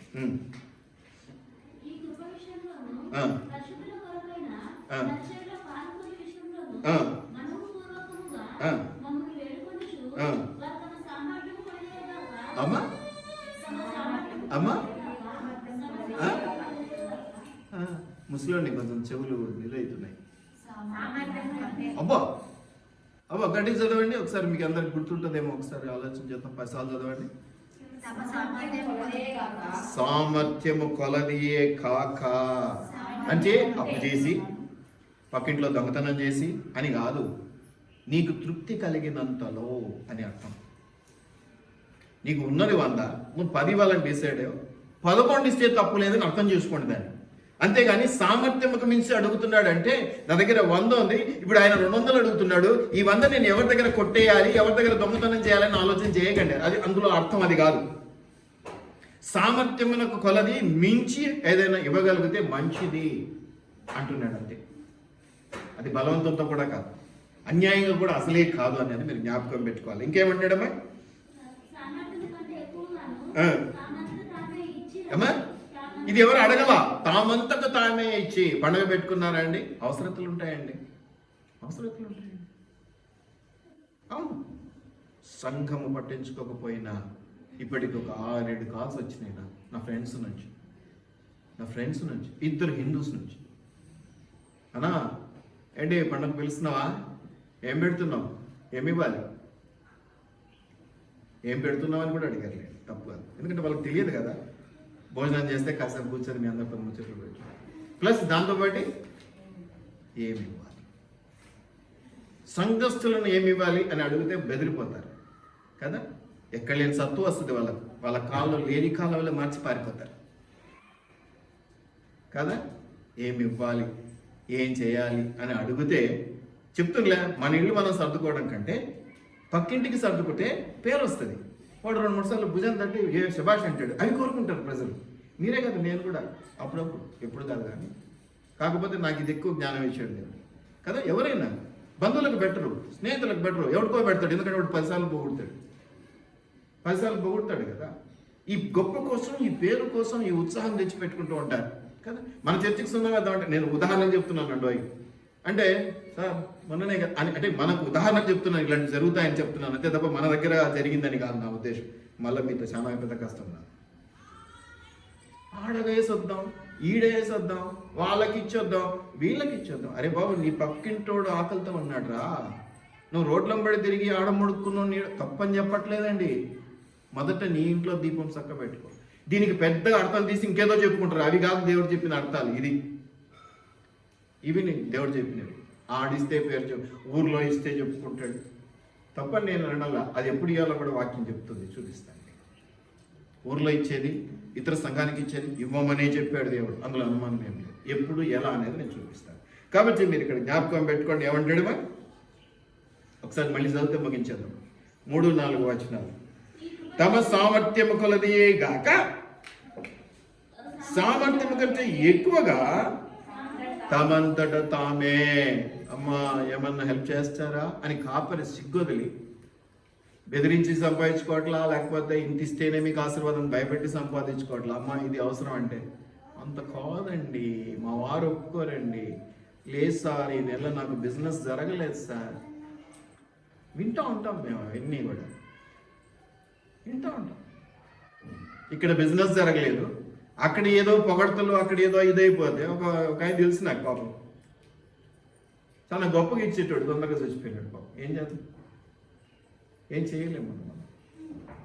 ఎందుకంటే దానికి అలవాటు పడిపోయారు. పొగడ్తలకి వాళ్ళు గొప్పగా చెప్పుకుంటారు, వీళ్ళు చేస్తారు కదా. సంఘాలు కట్టుకుంటే డబ్బులు ఇస్తే, ఇప్పుడు అక్కడ ఒక పెద్ద సంఘంలో చిన్న ఇష్యూ ఏంటి, మేము ఇస్తాం 2 లక్షలు ఇస్తాం, 3 లక్షలు ఇస్తాం, కానీ ఎక్కడ గోడ మీద అంటే ఇక పర్మనెంట్ సెటప్ అన్నమాట. ఎవరు చూసినా దరిద్రంగా ఆ పేరే కనిపిస్తుంటారు. నేనుంటే వద్దనేవాడిని. మరి ఇప్పుడు ఏం జరుగుతుందో ఆ సంఘంలో మనకు తెలియదు, చెప్తున్నాను. ఇదా మనం కోరుకునేది, ఇదా అవసరం. మళ్ళీ ఇవ్వలేకుండా ఉన్నారంటే మళ్ళీ లేదు, ఉంది వాళ్ళకి సామర్థ్యం. కానీ ఎక్కడ పేరు వస్తుందో, ఎక్కడ గొప్పగా కుర్చేసుకోవచ్చు. ఎందుకంటే మనం అయితే కనీసం కూర్చోదాన్ని కూడా అన్నాం. మనకున్న బిరులవాటు ఏంటంటే వెంటనే షాలో కప్పుతాం, దండ వేయటం, ఇవన్నీ చేస్తారు అవతలవాడు. మనం చెయ్యం, మనం మర్చిపోతాం అసలు. ఎందుకంటే దేవుడు గుర్తుపెట్టుకుంటారు, మనకెందుకు ఇంకా అనుకుంటాం. దయచేసి జ్ఞాపకం పెట్టుకోండి, అలాంటివి ఉండకూడదు అనేది దేవుని వాక్యంలో మనం గమనిస్తున్నాం.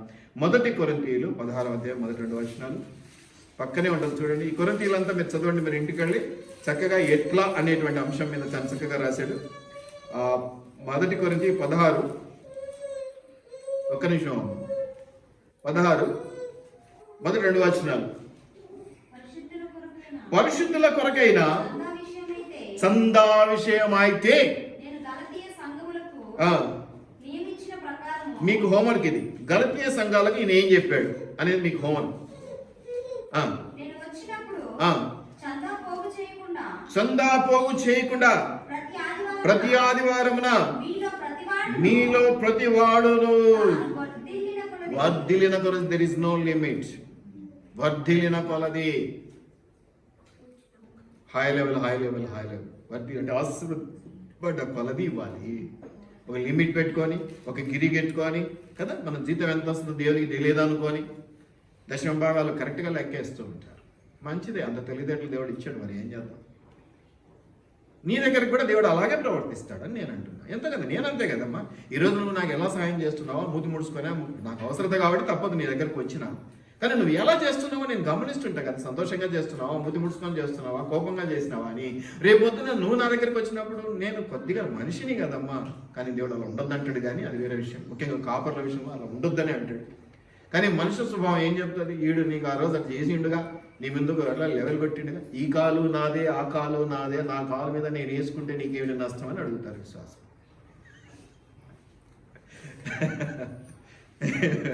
నీకు అర్థం కాలేదా నేను చెప్పింది? అర్థమైందా? ఈ కాలు నాదే, ఈ కాలు నాదే, నా కాలు మీద నేను వేసుకుంటే నీకేంటి నష్టం అంటాడు కాపరి. విశ్వాసం గొప్పోడు. విశ్వాసులు చాలా ఐక్యంగా ఉంటారమ్మా. పైకి మాత్రం వాడు వేరు వీడు వేరు, ప్రాంతాలు చూపిస్తారు, అది చూపిస్తారు, కులాలు ఉంటాయి, అన్నీ ఉంటాయి. కానీ దేని నుంచి కన్వర్టెడ్ అని మళ్ళీ బయట పోయి కాపర్ని తిట్టుకోవాలంటే మాత్రం ఒక్కటే కూడా కిందకి వచ్చేస్తారు. Very nice. కనీసం ఆ విషయంలోనన్నా మీరు ఐక్యంగా ఉన్నారు. సపోర్ట్ చేసి సంఘాలను నిలబెట్టలేకపోయినా విమర్శించడానికైనా కనీసం ఐక్యత ఉంది కదా, అది చాలా మనకి ఐక్యత ఉందని చెప్పుకుంటాను. ఇంకొక మాట చూద్దామమ్మా. మొదటి 2 వచనాలు అయిపోయినాయా? చదువమ్మా, మళ్ళీ చదువు. నేను వచ్చినప్పుడు చందా పోగు చేయకుండా ప్రతి ఆదివారం మీలో ప్రతి వాడును తను వర్ధిల్లిన, అంటే ఎప్పుడో నెలకొకసారి కాదట, ప్రతి ఆదివారం. ఇది ఏమంటారు? ప్రతి ఆదివారం ఇచ్చేదాన్ని ఏమంటారు అమ్మా? చందా. పల్లెటూళ్ళలో ఇదే మాట వాడతారు. చందా ఇచ్చావా ఇవ్వాలి అంటారు. చందా అని పైన ఉంది, మీరు క్లియర్గా చూడండి. ప్రతి ఆదివారం. ఇది కూడా ఏంటి కదా, ఈ మధ్య కొత్తగా బాగా బరువుగా వస్తున్నాయి. ఏంటి అవి? ఎక్కడ చెల్లట్లేదు అంటున్నారని ఇక్కడే తెచ్చేస్తున్నారు. అవి ఆ కాలం పోయింది. మేము బ్యాంకు వాళ్ళతో టైప్ అయిపోయినాం. 10 రూపాయల కాయలు అంతకు మించి వేస్తే పాపం వస్తుంది. ఎందుకంటే 2 కాయిన్లు వాళ్ళు మోయలేరు, ఒకటే కాయిన్ తెచ్చుకుంటారు. అర్థమవుతుందా మీకు శ్వాసల స్వభావం? ఒకటే కాయిన్, 2వ కాయిన్ మోయడం జోబికి కష్టం, చిల్లు పడుతుంది. ఆ ఒక్క కాయిన్ కూడా పాపం వేస్తారు, పాపం భారంగా వేస్తారు. అలా ఉన్నప్పుడు అంటాడు చందా పోగు చేసిన చందా వద్దని ఆదివారం నాడు వేయమనే పరిస్థితి అక్కడ చూపిస్తా ఉన్నాడు దేవుడు. దయచేసి జ్ఞాపకం పెట్టుకున్నాడు. గిరిగీసి నువ్వేం చేస్తే అదే కొలతతో నీకు తిరిగి ఇవ్వబడుతుంది అనే మాట అందుకే మేము ముందే చూపించినాం. మరి ఇదే మళ్ళీ ఇంకొకసారి 2వ కొరింథీయులకు వెళ్ళిపోదాం. 2వ కొరింథీయులకు వెళ్ళిపోయే ముందు సరే ఇదే చూద్దాం. ఫస్ట్ మీకు ఇది అర్థమైపోతే మిగతా సబ్జెక్ట్ కూడా బాగా అర్థమవుతుంది. 2వ కొరింథీయులు 8వ అధ్యాయంలో మీరు గమనిస్తే 11 నుంచి 15 వచనాలు. కావున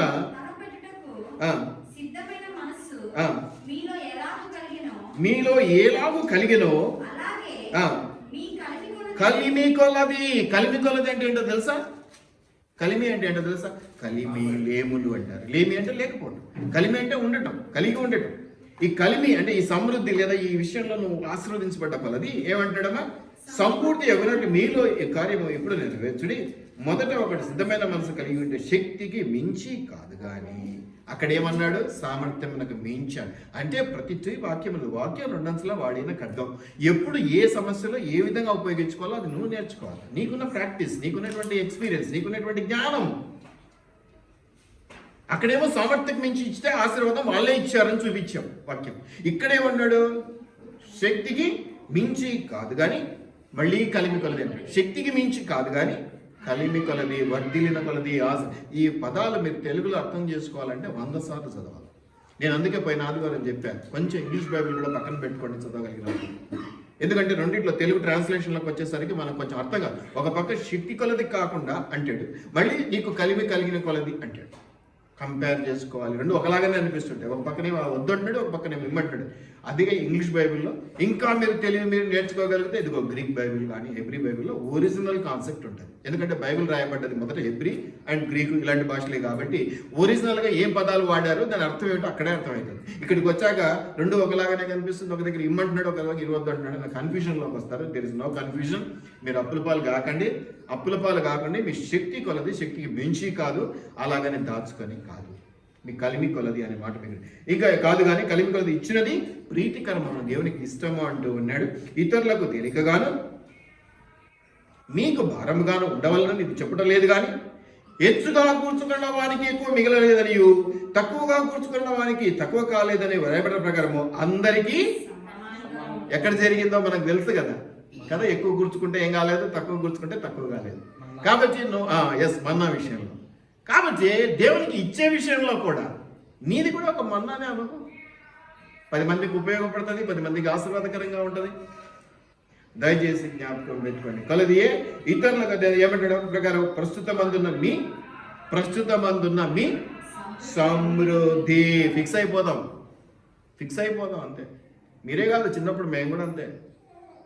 ఆ రోజుల్లో కదా 5-10 అంటేనే ఫిక్స్. చర్చికి మెంబర్షిప్ అంటే అదే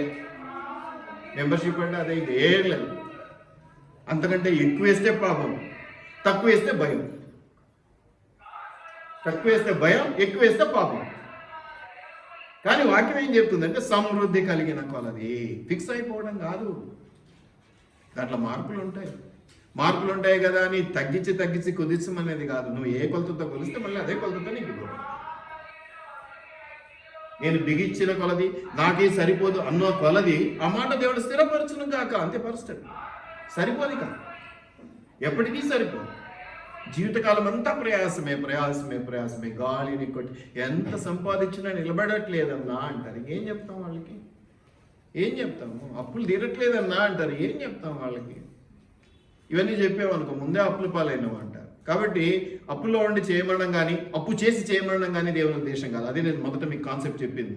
మీరు ఇవ్వటం అనేది అప్పు చేసి కానీ అప్పుల పాలయ్యి కానీ ఇవ్వటం కాదు. అది దేవుడు ఒప్పుకోడు. మీ సమృద్ధి అది నమ్మండి, మీరు సమృద్ధిగా దీవించబడతారు. మాకే సరిపోవట్లేదు అనుకోండి, అంతే, అక్కడితో ఆగిపోతారు. సమృద్ధి ప్రతి చోట ఇది. మీకు సమృద్ధి కలిగిన కొలది, మీకు కలిగిన కొలది అనే మాట మీరు గమనిస్తూ ఉన్నారు. ఇంకేమంటాడమ్మా? ఉండవ చెప్పట్లేదు కదా మీ అక్క. ఏమంటాడమ్మా? చాలా చక్క మాట ఉంది. ఏమంటాడు? సమానంగా ఉండు నిమిత్తము చివరి అది 15వ మాట. అది ఏమంటాడు? ప్రస్తుతమందు మీ సమృద్ధి ఏమా. ఇప్పుడు నేను నీకు ఇవ్వాలనుకున్నావు క్రిస్మస్కి, నీకు ఒక చీర కొనిద్దాం అనుకున్నా, ఆశ పెట్టుకోక ఊరికే అంటున్నా.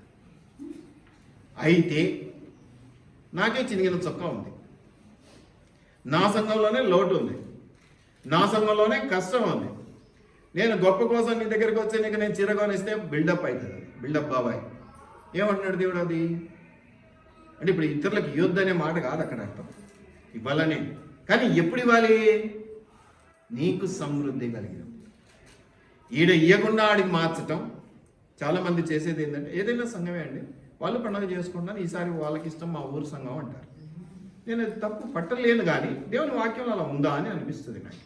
మొదట నువ్వు పోషించబడుతున్నటువంటి సంఘం, నువ్వు రెగ్యులర్గా వెళ్తున్నటువంటి సంఘం, ఏ కాపురైతే నేను దర్శిస్తూ ఉన్నాడో, ఏ కాపురైతే నేను తప్పు చేసినప్పుడు హెచ్చరిస్తూ ఉన్నాడో, ఇది నేను గట్టిగా చెప్తాను ఎందుకంటే ఎక్కువ హెచ్చరిస్తా కాబట్టి నేను ఇది గట్టిగా చెప్తాను. ఎందుకంటే పగవాడు లెక్కలేనని ముద్దులు పెట్టును. ఎందుకంటే నువ్వు తప్పిపోయినా నాశనమైనా వాడికి ఏం ఒరిగేది లేదు. ఇష్టపడేవాడు నువ్వు ఖచ్చితంగా చిన్న పేడ తగిలించుకుని ఒప్పుకోడు, ఎందుకంటే పోయినావు అని కోప్పడతాడు.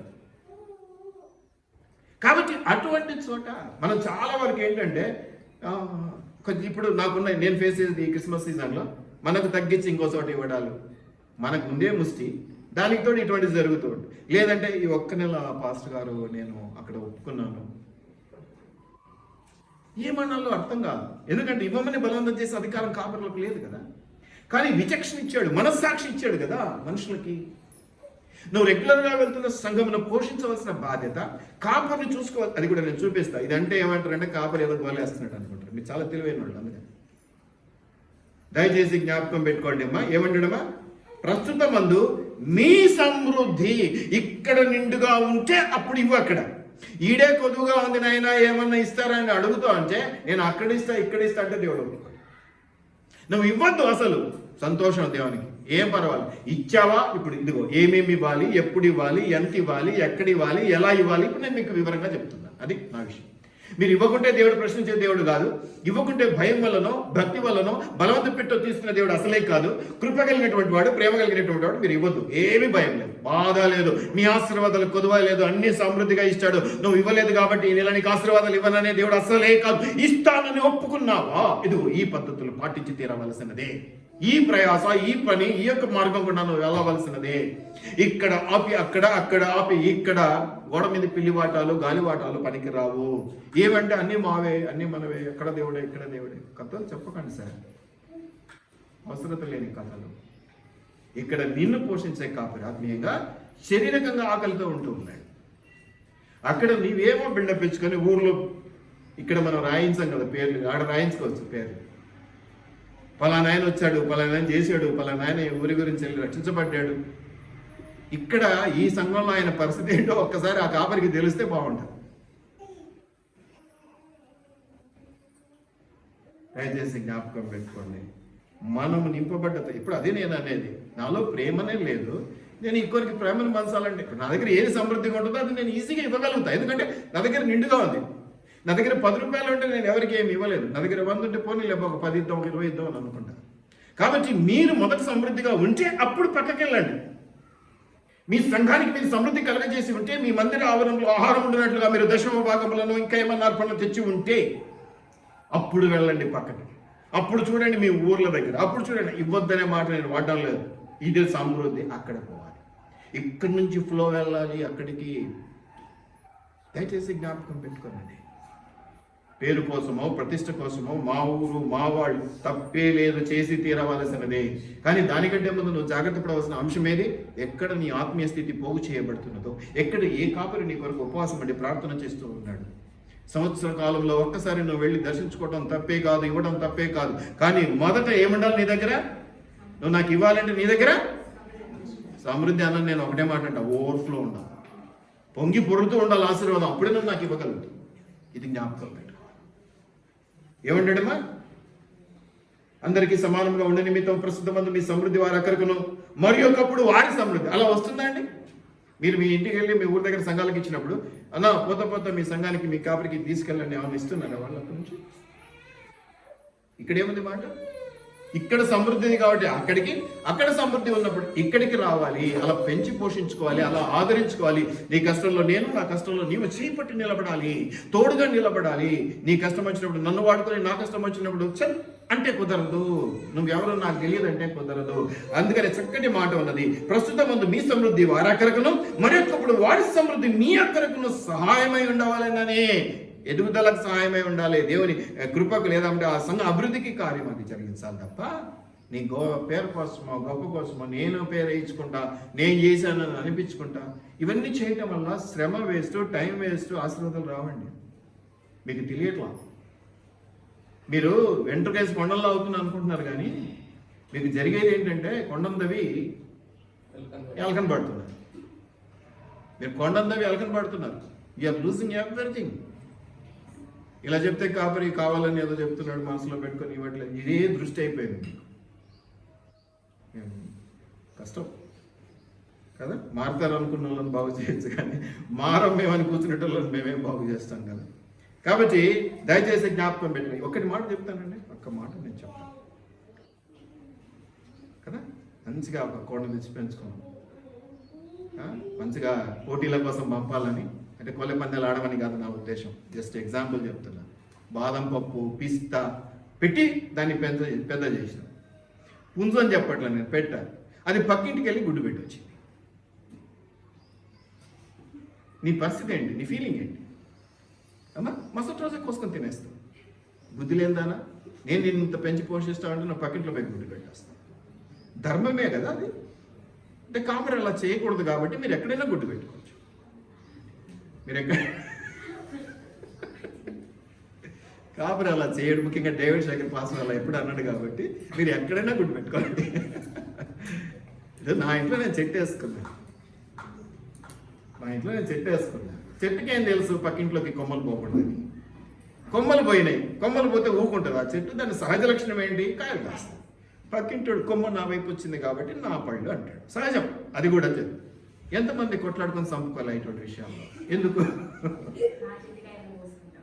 మరి నాకు అనిపించదా అట్లా? అంటే అనిపించకూడదు. కాపర్లకు కదా, కాపర్లకు గిరిగీసి కదా. భర్తలు అంటే ఒకలా ఉండాలి, భార్యలు అంటే ఒకలా ఉండాలి. భార్యలు ఎప్పుడు సిట్టుకుమన్న అని ఏడవచ్చు, భర్తలు గంభీరంగా ఉండాలి, నొప్పి కలిగినా ఏడవకూడదు. కాపర్లు గంభీరంగా ఉండాలి, ఏం చెప్పకూడదు. మీకు మీరు గుడ్డి ఆడలో పెట్టుకోండి. ఇదే నా కాన్సెప్ట్. ఎందుకంటే ఆయన ఉన్నాడు.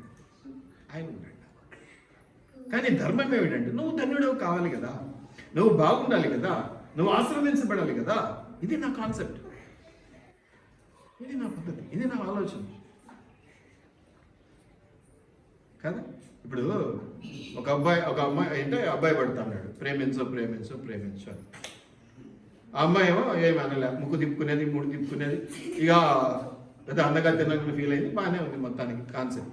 అంతలోపల ఎవడో వచ్చాడు, పాపం ఈ పిల్ల తగుదునమ్మా అని వాడిని పడ్డాడు. ఇప్పుడు మొదట ఎంట పడినోడు పోయింది లేక అందని ద్రాక్ష పుల్లనా, అందిన ద్రాక్ష తీయనా అనుకుంటాడా లేదా యాసిడ్ బాటిల్ పట్టుకుని పరిగెడతాడా? ఏమనుకుంటాడు? నాకు అందలేదు, పుల్లంది, వాడికి అందింది తీయంది పో అనుకుంటాడా? కత్తి కటార్లో యాసిడ్ బాటిల్ పట్టుకొని తిరుగుతాడా? నేను తిరగలేను, అదే నా బాధ. మీ ఎంట పడలేకపోతున్నాను నేను, అది నా సమస్య. పోండి, అన్న గుడ్డు పెట్టుకోండి. దుఃఖం అనిపిస్తుంది కానీ ఏం చేయలేము, కొన్ని విషయాలు నవ్వుతూనే మాట్లాడుకోవాల్సి వస్తుంది. కాపర్లం కదా, కన్నీరు కనపడకూడదు. ఓకే, తర్వాత విషయం మీరు చూస్తే ఏమైనా ఉందమ్మా? ఇంకా ఏమైనా ఉంది? అయిపోయిందా? అది అయిపోయిందా? ఓకే, దీంట్లోనే మీరు మొదటి 5 వచనాలు కూడా చదవండి. సహోదరులారా, ఇది మనం చదివినాం కదా, వదిలేదు. మళ్ళీ రెండోసారి దాన్ని రిపీట్ చేయడం ఎందుకు, టైం అయిపోతుంది. మీరు గమనించినట్లయితే మత్తయి సువార్త 25వ అధ్యాయం, మత్తయి సువార్త 25వ అధ్యాయం, మత్తయి సువార్త 25వ అధ్యాయం.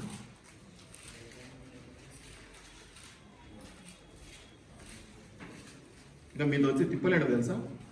ఒకవేళ ఈ సంఘంలో ఒకవేళ మీరు పురుషులు రాకుండా స్త్రీలు వచ్చి ఉంటే, పురుషులు ఏదన్నా పని మీద ఇంటికి పోగానే ఆయన తెచ్చిన చికెన్ ఉడకబెట్టాలని ఉండదు మీకు. ఫస్ట్ అయ్యగారు ఈరోజు మన గురించే చెప్పిండు, ముఖ్యంగా నువ్వు రాలేదు కాబట్టి నీ గురించే చెప్పిండు, ఇంకా రేపటి నుంచి సంఘానికి పోదామా వద్దా నువ్వే డిసైడ్ చేయంట.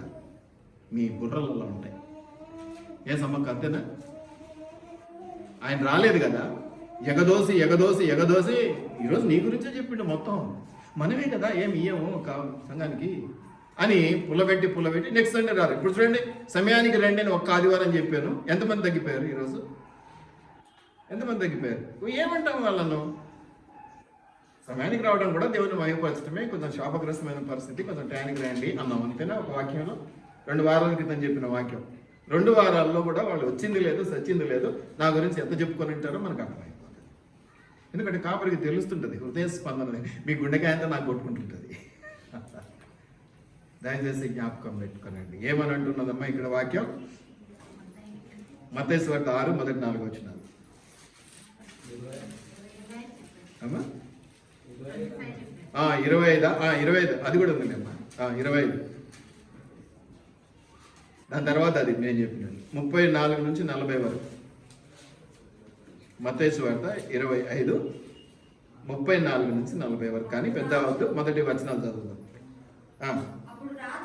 అప్పుడు రాజు నా తండ్రి చేత ఆశీర్వదించబడినటువంటి వారులారా రండి, లోకము పుట్టినది మొదలుకొని మీ కొరకు సిద్ధపరచబడినటువంటి రాజ్యమును స్వతంత్రించుకొనుడి. అమ్మా నేను ఆకలి కొంటిని. ఎవరు చెప్తున్నారు ఈ మాట? దేవుడు చెప్తున్నాడు. నేను ఆకలి కొంటిని, మీరు నాకు భోజనం పెట్టుతురి. దప్పిగొంటిని, నాకు దాహమిచ్చుతురి. పరదేశినయుంటిని, నన్ను చేర్చుకొంటిని. దిగంబరినయుంటిని, నాకు బట్టలు ఇచ్చుతురి. రోగినయుంటిని, నన్ను చూడవచ్చుతురి. చెరసాలలో ఉంటిని, నా ఎదురు వచ్చుతురని చెప్పును. అందుకు నీతిమంతులు, ఎవరమ్మా? విశ్వాసులు, నీతిమంతులు, నిజమైన భక్తి కలిగినటువంటి వారు ఏమంటున్నారంటే, ప్రభువా ఎప్పుడు నీవు ఆకలి కొనేటట్టు చూసి నీకు ఆహారం ఇచ్చుతిమి, నీవు దప్పికొనేటట్టు చూసి ఎప్పుడు ఆహారం ఇచ్చుతిమి, ఎప్పుడు పరదేశం ఏంటో చూసి నిన్ను చేర్చుకుంటుమి, దిగంబరం ఏంటో చూసి బట్టలు ఇచ్చుతిమి, ఎప్పుడు రోగి ఏంటో చూసి చెరసాలలో ఉంటే చూసి నీ ఎద్దకు వచ్చితిమని ఆయన అడిగెదరు. అందుకు రాజు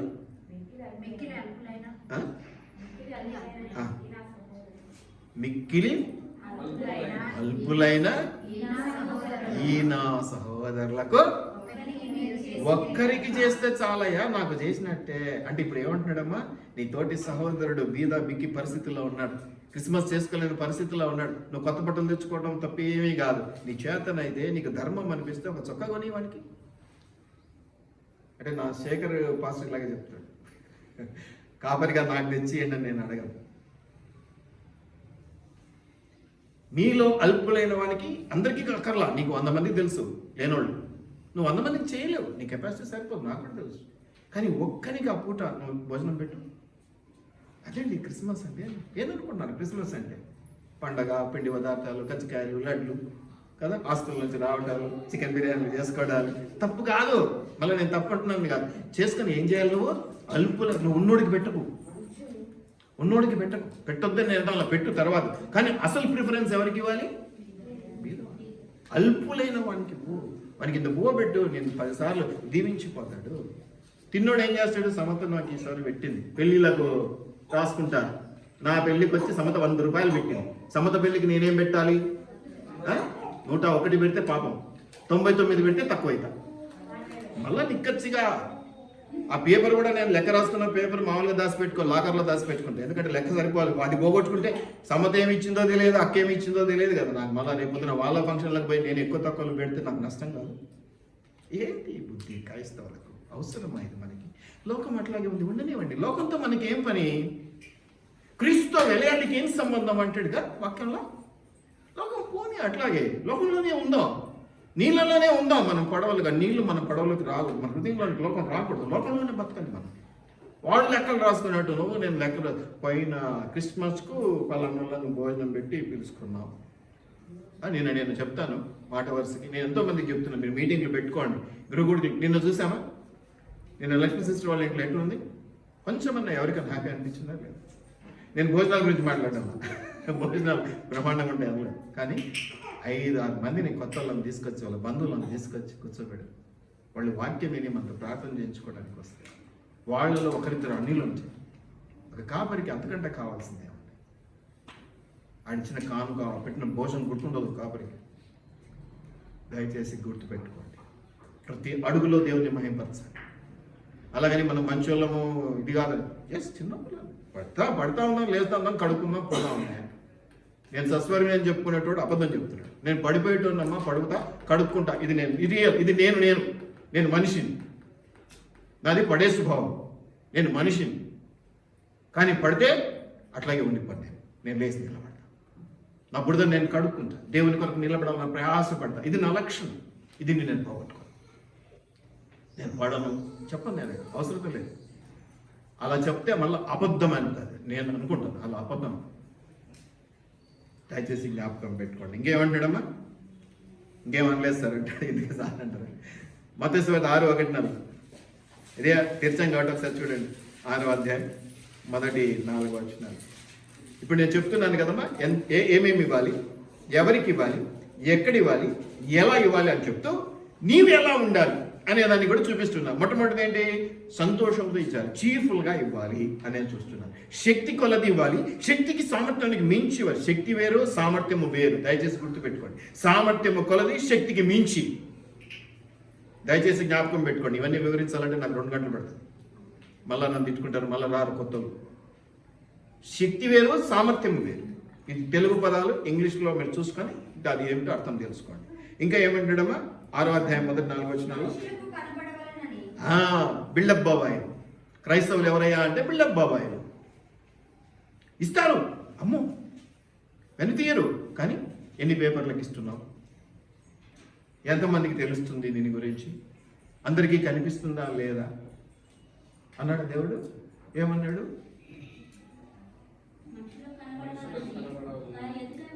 ఇప్పుడు ఆయన అంటాడు, ఇది నేను ఇస్తున్నా సార్ నీకు. రేపు నారాజు ఎదురైనాడు, సార్కు అద్దాలు నేను ఇచ్చిన అంట. నమ్మడు నారాజు. అందుకని ఆ పేరు నాకు దీని మీద కనపడింది అనుకో, కొట్టించిన అనుకో, నారాజు కనిపిస్తుంది. ఇక నేను చెప్తే నమ్మను అనే దానికి ఛాన్సే లేదు కదా అంటాడు. ఇది ఎంతవరకు న్యాయమో నాకు అర్థం కాదు. ఇంకొక విషయం చెప్తాను. ఈ మొక్కుబడులు చెల్లించడంలో టాపిక్ వచ్చింది కాబట్టి దాంట్లో కూడా కలుగుతున్నాను. ఇచ్చాము అనేది కాకుండా ఎక్కడ ఎందుకు డైవర్ట్ చేయండి. ఇప్పుడు నాగరాజుకు ఆకలి అవుతుంది, నేను నాగరాజుకి అన్నం పెట్టాలి. నేను తీసుకొచ్చి నాగరాజును కూర్చోబెట్టి సమతకు పెట్టి, ఇప్పుడు నాగరాజు ఆకలి తీరిపోయింది కదా. దేవుడు అద్భుతం చేసి మిరాకిల్. అంతేనా? ఇప్పుడు నాకు మొక్కుబడి, దేవునికి మొక్కుబడి చేశాను. ఎవరికి చెల్లించాలి? బీదలకి ఇమ్మన్నాడు కదా, పెట్టాను. మా దగ్గర ఒక ఆయన ఉండేవాడు, లేని ఆయన, పెట్టాను నేను. అంటే దేవుని సొమ్ము తీసుకెళ్ళి అడబెట్టమన్నాడా, లేదా ఇంకా అది వేరేగా ఉంచి వేరేగా పెట్టమన్నాడా? ఒకసారి చిన్న అర్థం చెప్పండి నాకు. వేరేదే కదా. దేవుని ముట్టుకోవడానికి అయితే అధికారం. ఒకసారి మనం కమిట్ అయినామంటే, కమిట్ కాకపోతే, దేవునికి ఒప్పుకోకపోతే మనం ఏమైనా చేయొచ్చు కదా. ఇది కూడా నేను వాక్యం చూపిస్తాను. చాలామంది ఏంటంటే, నేను ఇద్దాం అనుకోండి సార్ ఈసారి మీకు, కానీ అనుకోకుండా ఒక ఆయన వస్తే బట్టలు పెట్టి పంపించిన, అయిపోయాయి కదా. దాంట్లో మళ్ళీ నాకెందుకు చెప్తావు? నువ్వు బట్టలు పెట్టావా లేదా? నేను అడగలేను కదా ఆయన దగ్గరికి వెళ్ళి. నాకు ఇవ్వలేదని అనుకుంటాను నేను, అంతవరకే నాకు అర్థమైంది. నువ్వు ఇంకొకరికి తీసుకెళ్ళి ఏమో పెట్టానని చెప్పుకోవడానికి నాకెందుకు? మన సంఘం కట్టేటప్పుడు చాలామంది ఇస్తామని ఇవ్వాలి. ఎప్పుడన్నా ఒకసారి తమాష్కి ఫోన్ చేస్తాను, కావాలని కాదు, ఎందుకంటే మొండిబాకిలు కాదు కదా అడుగుది. మేము 5-6 కుటుంబాలకు మంచి పోషణ ఇచ్చినామండి ఈ 4 ఏళ్లలో. ఏం పోషించినావు అంటే రోజు చాక్లెట్లు కూడా ఇచ్చినారంట. నేను చెప్తున్నాను, నాకు వచ్చిన మొన్న ఒక్క 20,000 విషయం నేను చెప్పాను. ఒక 20,000 ఎవరో ఇచ్చారని.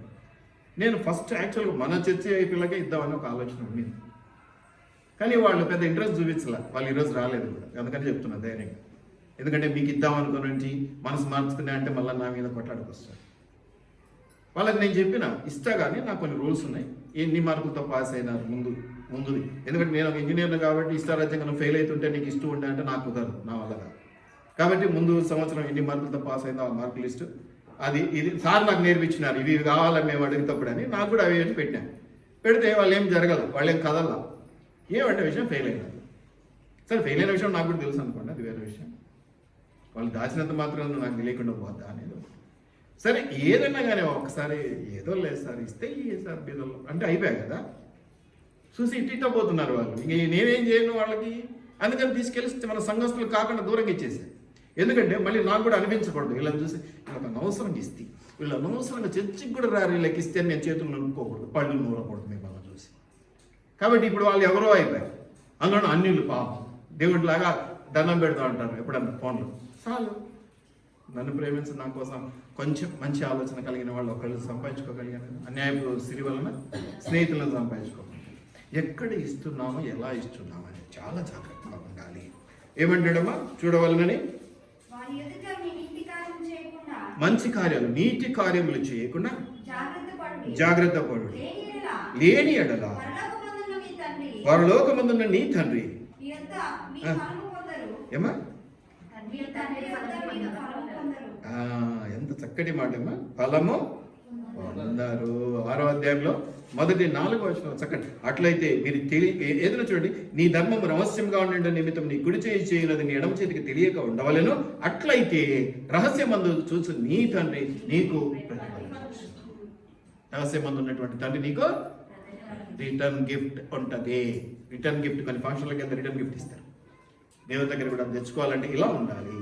ఇది నేర్చుకున్న రోజున మనం షైన్ అవుతాం, ఇలా నేర్చుకున్న రోజున దేవుని మహిమపరుస్తాం, ఇలా నేర్చుకున్న రోజున దేవుని ఘనపరుస్తాం, మనం దీవించబడతాం. అలా లేని ఎడలా ఉన్నది బా అన్ని బా లాభం లేదు మనం ఇచ్చి కూడా. బిగించుకొని చేస్తా చాలా ఉన్నాయి. ఇంకా మీరు గమనిస్తే బీదల గురించి చూసాము, తర్వాత ఇట్లాగా ఎక్కడికి చెప్పుకోకుండా చూసాము, మందిరానికి ఎట్టి వాళ్ళని చూసాము, చీర్ఫుల్గా ఇవ్వాలని చూసాము. తర్వాత 2వ కొరింథీ మొదటి 5వ అధ్యాయంలోనే మీరు గమనిస్తే త్యాగముతో కూడా ఇవ్వవలసినటువంటి వారం. కొన్నిసార్లు త్యాగం అంటే సమృద్ధి ఉన్నదానికంటే ఎక్కువగా అట్లా అంటే త్యాగంతో కూడా, త్యాగం ఉంటే తప్ప మనం ఇవ్వలేము కదా. అట్లాగా ఎక్కువ ఎందుకు ఇస్తాం, నేను నిర్ణయించుకున్న దానికంటే ఎక్కువ ఇవ్వాలంటే మనకు వీలు కాదు కదా. కొంతమందికి మనం చెప్తాం, అయ్యా ఏదన్నా కావాలంటే తెచ్చుకోండి. నేను అట్లా కాబట్టి కొన్నిసార్లు అయ్యా క్రిస్మస్ నేను ఇది ఇద్దాం అనుకున్నాను, మీరు ఏదైనా ఉంటే తెచ్చుకోండి, దాన్ని బిల్లు పెట్టండి, నేను డబ్బులు ఇస్తాను చెప్తాం. ఇంతకంటే కొంచెం చూడండి జాగ్రత్త అని కూడా చెప్తాం. ఎందుకంటే కొంచెం చిన్న సంఘాలు కాబట్టి అయ్యా ఒక 2,000లో అని చెప్తాం, వాళ్ళు పోయి 3,000లో తెచ్చుకుంటారు, ఎందుకంటే వస్తుంది కాదు. సరే బీదరికం వాళ్ళకున్న కకృతి అనేదానికంటే వాళ్ళకి దొరికిందే పాపం ఆ అవకాశం, ఏదో మంచివాడు సాధిస్తాడు.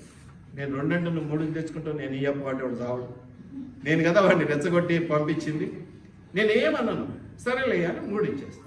సరే ఇంకో నెక్స్ట్ టైం ఆలోచన చేసేటప్పుడు కొంచెం వాళ్ళని పక్కన పెట్టటమా, అది నేను నిర్ణయం తీసుకుంటాను. చాలా జాగ్రత్తగా ఉండాలి దేవుని సమస్య. దేవుని సమస్య విచ్చలవిడిగా ఇచ్చి ఈరోజు వాళ్ళు సంఘాలకి రాలేదు అని నేను బాధపడితే లాభం లేదు. ఇచ్చేటప్పుడు మనకు తెలుసు వీళ్ళు వస్తారో రాదో తీసుకున్న తర్వాత. కాబట్టి వాళ్ళు ఈరోజు రాలేదు అని అనుకోవటం ఎగతాలకి తమాషకి వరకే పనిచేస్తుంది తప్ప ఇక్కడ దాకా రాదు అంటే బాధ ఉండదు. వాళ్ళు అలాగే ఉంటారు అని చెప్పేసి అనుకుంటాం. దయచేసి జ్ఞాపకం పెట్టుకోండి. 1 కొరింథీ 9వ అధ్యాయం 7 నుంచి 10 త్వరగా పెద్ద సబ్జెక్ట్ ఇది, చాలా జాగ్రత్తగా వినాలి కాబట్టి ఎక్స్ప్లెనేషన్ ఎక్కువ పోతున్నది. ఈ వచనాలు చదివి వెళ్ళిపోతాం అయితే. సరే 1 కొరింథీ 9వ అధ్యాయం 7 నుంచి 10 వచనాలు.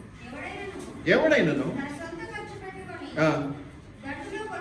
దండులో కొలువు చేయన. ఇప్పుడు ఎవరికి ఇవ్వాలో మీకు ఇక్కడ అర్థమైపోతుంది.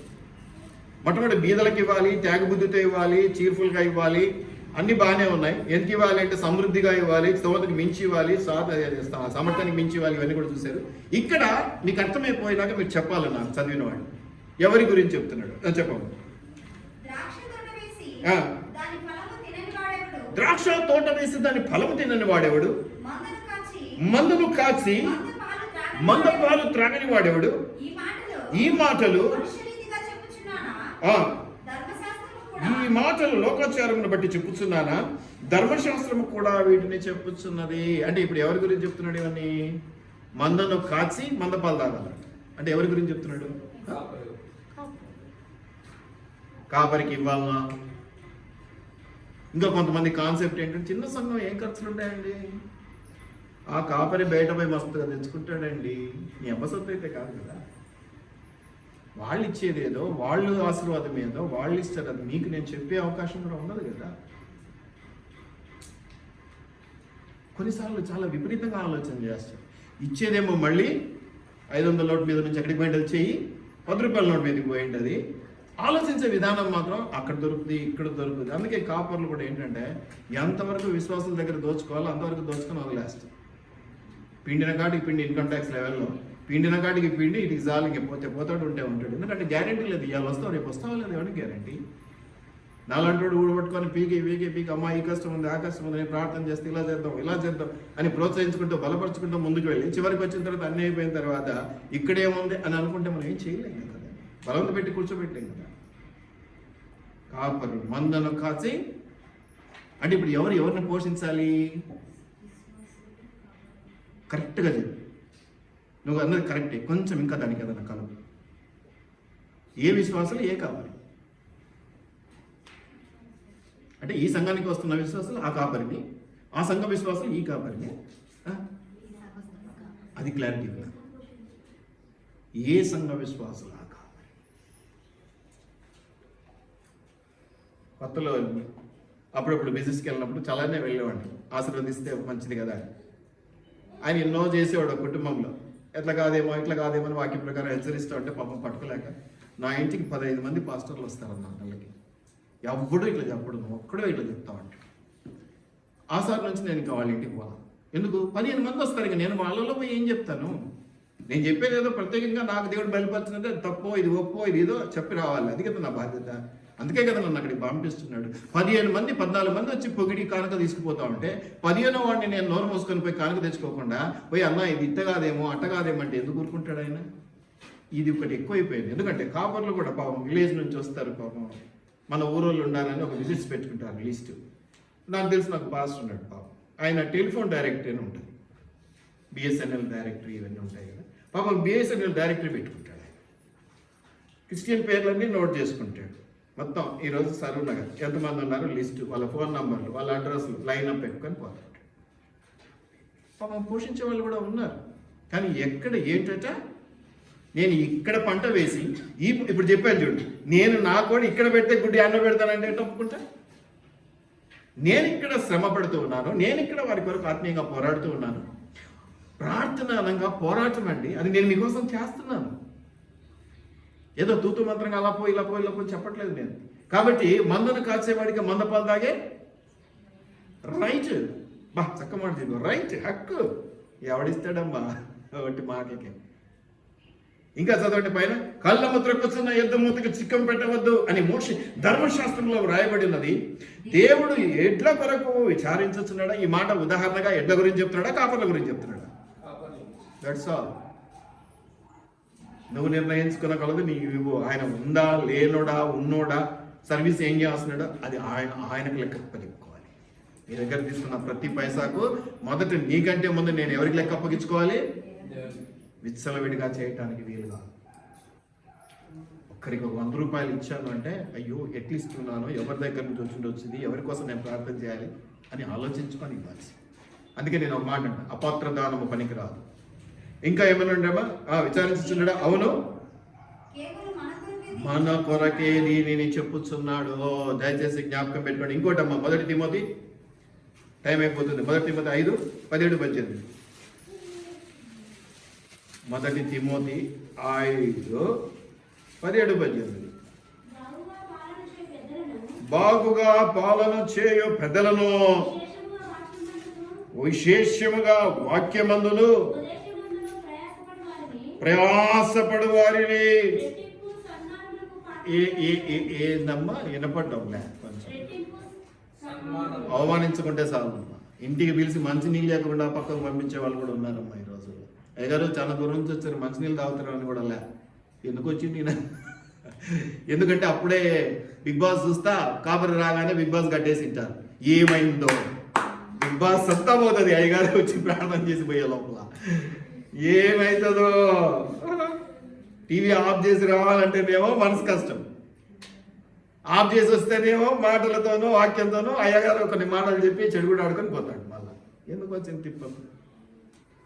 దీంట్లో కూడా చాలా విచిత్రంగా చూస్తూ ఉంటాం. ఆ మెసేజ్లో ఈ మెసేజ్లో అది ఇది ఒకటి చెప్తాను వినండి, ఒక్కటే కుక్కు అని అంటాం కానీ ఎవరి చేతి వాటిని వాళ్ళది కదా, ఎవరు వంట వాళ్ళది. సుజాత అక్క మంచిగా చేయొచ్చు వంటలు, కానీ సుజాత అక్క చేసిన వంటకి అక్క చేసిన వంటకి కొంచెం తేడా. ఇద్దరు బిర్యానీ చేసి ఉండొచ్చు, కానీ ఈ రుచి ఆ రుచి కొంచెం తేడా ఉండిండవచ్చు.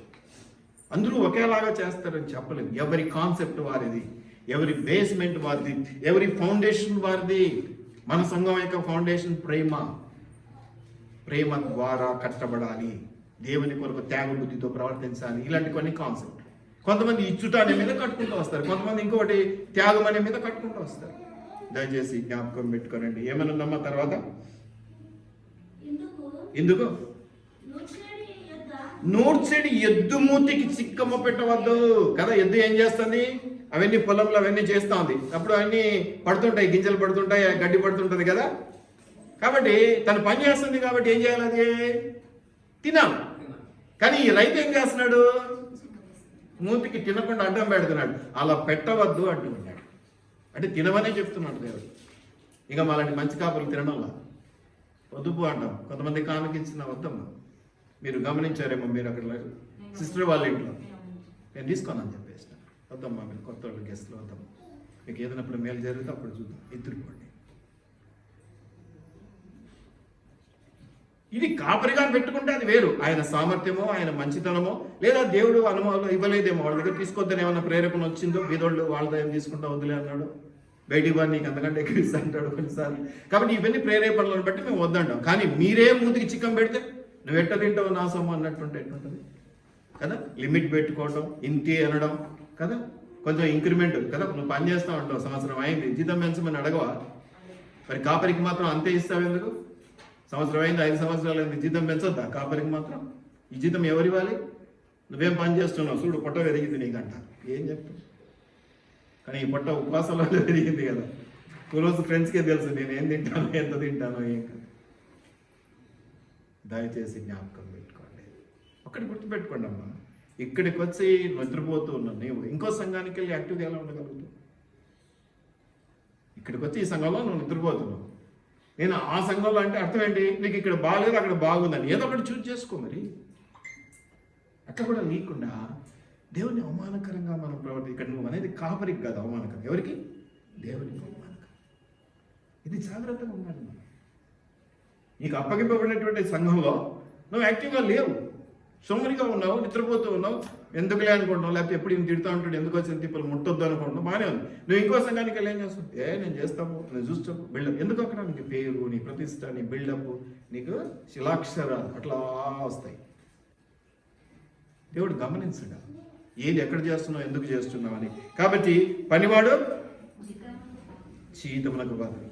దయచేసి జ్ఞాపకం పెట్టుకోనండి, ఇవన్నీ ఏం చేసుకోండి. మంచిదమ్మా, ఏమి ఇవ్వాలి అనేది కాపర్లకు ఇవ్వాలి. చూడండి విషయం చెప్తున్నానమ్మా, ఇవ్వకుంటే నో ప్రాబ్లం, ఇస్తే ఎక్కడ ఇవ్వాలి? మందిరంలో ఇవ్వాలి, దేవుని సన్నిధి కలిగినటువంటి ప్రాంతాల్లో ఇవ్వాలి. ఏమేమి ఇవ్వాలి? ఓకే, పాత నిబంధన వదిలేయండి, అవన్నీ మనం కొన్ని పెట్టాడు. ఓకే, స్వేచ్ఛార్పణ అనేది ఒకటే నేను ఈరోజు మీకు జ్ఞాపకం చేశాను. ఎందుకంటే బలులు అవన్నీ, దశమ భాగాలు అవన్నీ ఓకే, అవన్నీ పక్కన పెట్టేద్దాం. మనం దానికోసం ఆశించేది ఏం లేదు. కానీ ఇవ్వదలుచుకున్నాం, ఒక మొక్కుబడి చేసుకున్నాం. ఎక్కడైతే ఏముంది, నేను మాట అనకూడదు కానీ మీకు జ్ఞాపకం చేస్తాను. తిరుపతి వెంకన్నకు మొక్కుబడి చెల్లిస్తే వెళ్ళి శ్రీశైలంలో అప్పగిస్తారా వాళ్ళు? శ్రీశైలంలో కూడా దేవుడే కదా, వాళ్ళకి సంబంధించిన దేవుడే కదా. నేను ఎవరిని తప్పు పట్టట్లేదమ్మా. వెంకన్న మొక్కుబడి వెంకన్నకే చెల్లిస్తారు కదా, మల్లన్న మొక్కుబడి మల్లన్నకే చెల్లిస్తారు. శ్రీశైలం మల్లన్న అక్కడ మొక్కుబడి చెల్లిస్తారు. లేదంటే మరి నువ్వు మాత్రం ఎక్కడైనా ఒకే దేవుడు అనేసరికి కాన్సెప్ట్ మార్చేస్తావెందుకు? ఎక్కడైనా ఒకే దేవుడు, కాపరి ఒకటే కాదు కదా. ఈ కడుపు వేరు ఆ కడుపు వేరు, ఈ అవసరం వేరు ఆ అవసరం వేరు కదా, ఈ సేవ వేరు ఆ సేవ వేరు కదా. ఎందుకు నీకు అనిపించదు? ఎక్కడ ఇవ్వాలో అక్కడే, ఎక్కడ నిర్ణయం నువ్వు నిర్ణయించుకోక నువ్వు ఇవ్వకు, ఏం బాగలేదు. దేవుడు అడగడు, కాపరి అడగడు, ఏముంది, మాకు అవసరం లేదు. నిర్ణయించుకున్నావో మొదట ఎక్కడ ఇవ్వాలి, ఏ కాపరికి ఇవ్వాలి, ఏ సంఘానికి ఇవ్వాలి, ఎక్కడ పెట్టుబడి, ఇది పెట్టుబడి. నీ ఆశీర్వాదాల కొరకు నువ్వు చేస్తున్న ప్రయాసంలో ఒక భాగం ఇది. కాబట్టి దయచేసి జ్ఞాపకం పెట్టుకోనండి. ఏమంటున్నాడమ్మా? సో అవి జ్ఞాపకం పెట్టుకోండి, అది మీరు గమనించండి. సో గివింగ్ జనరస్లీ, త్యాగబుద్ధితో ఇవ్వాలి, చీర్ఫుల్గా ఇవ్వాలి.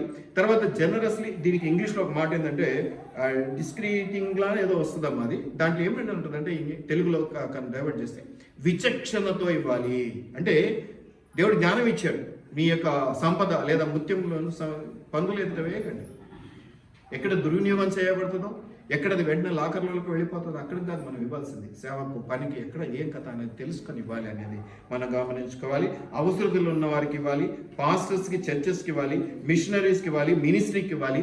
ఇంకా బయట ఇవన్నీ అయిన తర్వాత ఇంకా బయట నీడీ పీపుల్, అంటే అవసరతల్లో ఉన్న వారికి, ఇప్పుడు చెప్పాం కదా, బీద, బిక్కి, తిండి తిప్పలు లేని వారు కదా.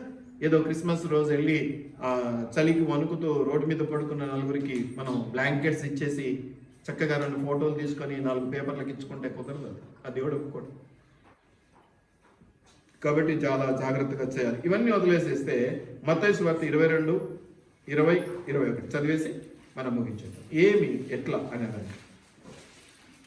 మత్తయి సువార్త 22,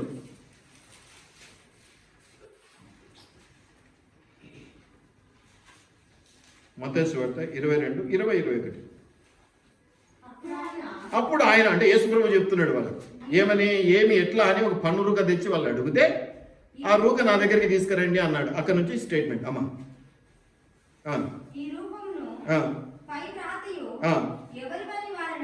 ఈ యొక్క కాయిన్ మీద ఈ అక్షరాలు ఎవరివి, ఈ ఫోటో ఎవరిది, పిక్ అనేది అడిగాడు. వారు ఏమన్నారు, ఇది కైసరివి అన్నారు. ఇలాగైతే కైసరివి కైసరుకును, దేవునివి దేవునికి నేను ఇక్కడ ఇంకా కలుపుతాను. ఏ కాపరివి ఆ కాపరికిని, ఏ విశ్వాసికి ఆ విశ్వాసికిని, ఏ బీదలకు ఆ బీదలవిని ఇచ్చేయాలా. దీన్ని తీసి దాంట్లో, దాన్ని తీసి దీంట్లో చుమ్ చేయకండి, మిక్సప్ చేయకండి. దేవునివి దేవునివే, ఏ కాపరివి ఆ కాపరివే. ఏ కాపరి అయితే మాకేం సంఘమే కదా. అలా ఆలోచిస్తే ఇక ఇవన్నీ వాక్యాలు నీకే ఇవన్నీ కూడా. ఏ కాపరిని నిర్ణయించుకోవడానికి ఇన్ని వాక్యాలు చూపించాను నేను. ఎంత ఇవ్వాలి, ఏమి ఇవ్వాలి, మీ స్వేచ్ఛ అంత. నేను అక్కడ ఇస్తా, ఇక్కడ ఇస్తా, ఊర్లో ఇస్తా, చెట్టు మీద ఇస్తా, ఆయన బాగా చేస్తున్నాడు, సుట్టు బూట్ వేసుకొని కనపడతాడు, ఆయనకి ఇస్తా. ఈ డ్రెస్కి ఎంత అవుతుంది సార్, మహా అంటే 1000-1500, కుట్టుకులే 1000 రూపాయలు. ఆయన సూటు బూట్ వేసుకుంటే కోటే 20,000 అవుతుంది సార్. ఒక పిల్లోడు అట్లాగే అన్నట్టు పాపం, ఆ కాపరి సూట్ వేస్తాడు సార్, కోటే 20,000 సార్, మాకు తెలుసు, ఎందుకంటే మేమే ఇచ్చినాం అన్నట్టు. మాకు ఈ బట్టలు చాలా మేము నిర్ణయించుకున్నాం, మిగతాది ఏదన్నా వస్తే సేవకు పెడదాం అనుకుంటున్నాం. ఎవరి ఆలోచన విధానం వారిదండి. దయచేసి గుర్తుపెట్టుకోండి, దేవునివి దేవునికి, కైసరివి కైసరికును, ఏ కాపరివి ఆ కాపరి. నేను ఇవ్వదలుచుకున్నాను, ఇక్కడ ఇచ్చేది ఇచ్చి అక్కడ ఇచ్చుకోవాల్సి మీకు స్తోమత అండి. మీరు కోటీశ్వరులు, 7 లక్షలు ఇస్తారు, 10 లక్షలు ఇచ్చుకోండి, ఎవడొద్దన్నాడు? వద్దని ఎవడు అన్నం లేదా? కానీ ఇక్కడికి తీసుకెళ్ళి ఈడ కడుపు కొట్టి, ఆడికి ఈడ పేద కాపరి కడుపు కొట్టి నువ్వు ఆ ధనవంతుని ఎందుకు పోషించాలో అది నీవే నిర్ణయించు. అక్కడ ఎవరైనా ఉండొచ్చు ఆ స్థానంలో. మీ ఊరి పాస్టర్ ఉండొచ్చు, లేదా మీ స్నేహితుడు ఉండొచ్చు, మీ బంధువు ఉండొచ్చు. బంధువులు అన్నా అని కూడా కొంతమంది అంటూ ఉంటారు, తప్పేం లేదు, ఇవ్వాలి. కానీ ఇక్కడ సమృద్ధి నింపబడిన తర్వాత వారికి వెళ్ళాలి. అక్కడ సమృద్ధి అయినప్పుడు ఇక్కడ లోటు ఉంటే ఇక్కడికి రావాలి. నీరు, పళ్ళము, ఎరువు అనేది మీరు జ్ఞాపకం పెట్టుకోండి. కాబట్టి ఎక్కడ ఏమి ఎలా అనే మాటలు నేను మీకు చాలా జ్ఞాపకం చేశాను. మళ్ళీ ఒకసారి చెప్పుకుందామా. చీర్ఫుల్గా ఇవ్వాలి, విచక్షణతో ఇవ్వాలి, రహస్యంగా ఇవ్వాలి, త్యాగబుద్ధితో ఇవ్వాలి, సంతోషంగా ఇవ్వాలి, అవసరతలు ఉన్న వారికి ఇవ్వాలి, దేవునివి దేవునికి, మనుషులకు ఇవ్వాలి. అంతేకాదు వర్షం అంటే ఆరాధనాభావంతో ఇవ్వాలి. కొనుక్కొనక అంటే నేనేమని రాసుకున్నానంటే నా ఉద్దేశంలో ఆరాధనాపూర్వకంగా, భయంతో, భక్తితో నిజంగా కాపరి మన కోసం ఎన్నో చేస్తూ ఉంటాడు. మనం ఇవ్వాలి. లేదా ఈ సంఘం నాది, ఏదో కట్టుకుంటప్పుడు నేను ఇచ్చాను సరిపోయింది అనేది కాకుండా ఇంకా దాని యొక్క పోషణ విషయం, నీ శక్తికి మించి కాదు, అప్పు చేసి కాదు, కుటుంబాన్ని నష్టపరుచుకొని కాదు. ఇది నేను మళ్ళీ చెప్తున్నాను. నీ కుటుంబాన్ని నష్టపరుచుకొని అప్పుల పాలై అప్పులు తీసుకొని వచ్చి గొప్ప కోసం నో నథింగ్ చేయకండి. వద్దు అది దేవుడు అడగడు, కాపరి అడుగు దేవుడు అలా అడుగుతున్నాడంటే కాపరి కాదు. నీ కష్టాన్ని కన్నిటిని కల్లారా చూస్తూ ఈరా అనేవాడు కాపరి కానీ. ఇది నువ్వు జ్ఞాపకం పెట్టుకోవాలి. సో ఇక్కడిక్కడి ఇవ్వాలో తెలిసిందే. వాలంటరీలీ అంటే ఏంటి? స్వేచ్ఛార్పణగా ఇవ్వాలి. ఇంకేంటి? క్రిస్టియన్ బిలీవర్స్, బీదలు ఎవరైనా వాళ్ళందరికీ ఇవ్వాలి. ఇంతేనమ్మా? అయిపోయిందా అమ్మా? అయిపోయింది కదా. ఇంక ఇదే ఇచ్చేద్దామా? డబ్బు రూపంలో మాట్లాడుకున్నాం, అంతేనా? అయిపోయిందా? ఇప్పుడు నాకు అమ్మాయితో గొడవ అయింది. ఇప్పుడు క్రిస్మస్ అంటే ఇచ్చట. నేను వెళ్ళి ధనం ఇవ్వను, అమ్మాయికి శారీ ఇవ్వను, ఒక్కటిస్తాను, క్షమాపణ అమ్మ సారీగా. కళ్ళ నిండా కన్నీరు పెట్టుకో, మనసు నిండా దుఃఖంతో, 1 year అయిపోయింది తల్లి, ఇది కొట్లాడి వద్దమ్మా ఈ క్రిస్మస్ కలిసిపోదాం, సారీగా ఇవ్వాలి. ఏమి ఇవ్వాలి? క్షమాపణ.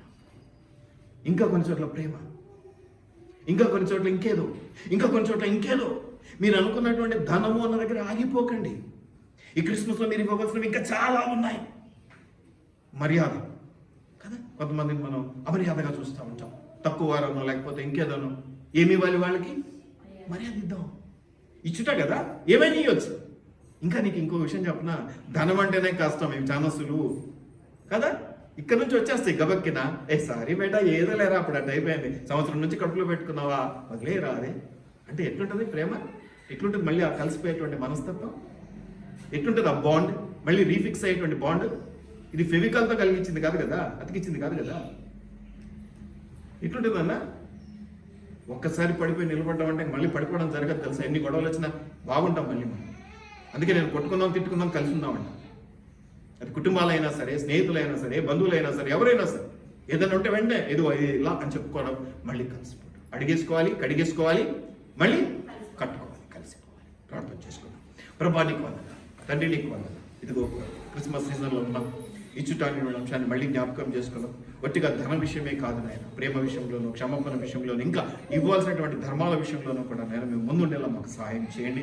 ఇదిగో ప్రభా నాయన, ఎలా ఇవ్వాలి, ఎక్కడ ఇవ్వాలి, ఎలా, ఏ కాపరి, ఏ సంస్థ, ఎలా అన్న అంశాలను కూడా కొంత మేర మేము అర్థం చేసుకున్నామని భావిస్తూ ఉన్నాం.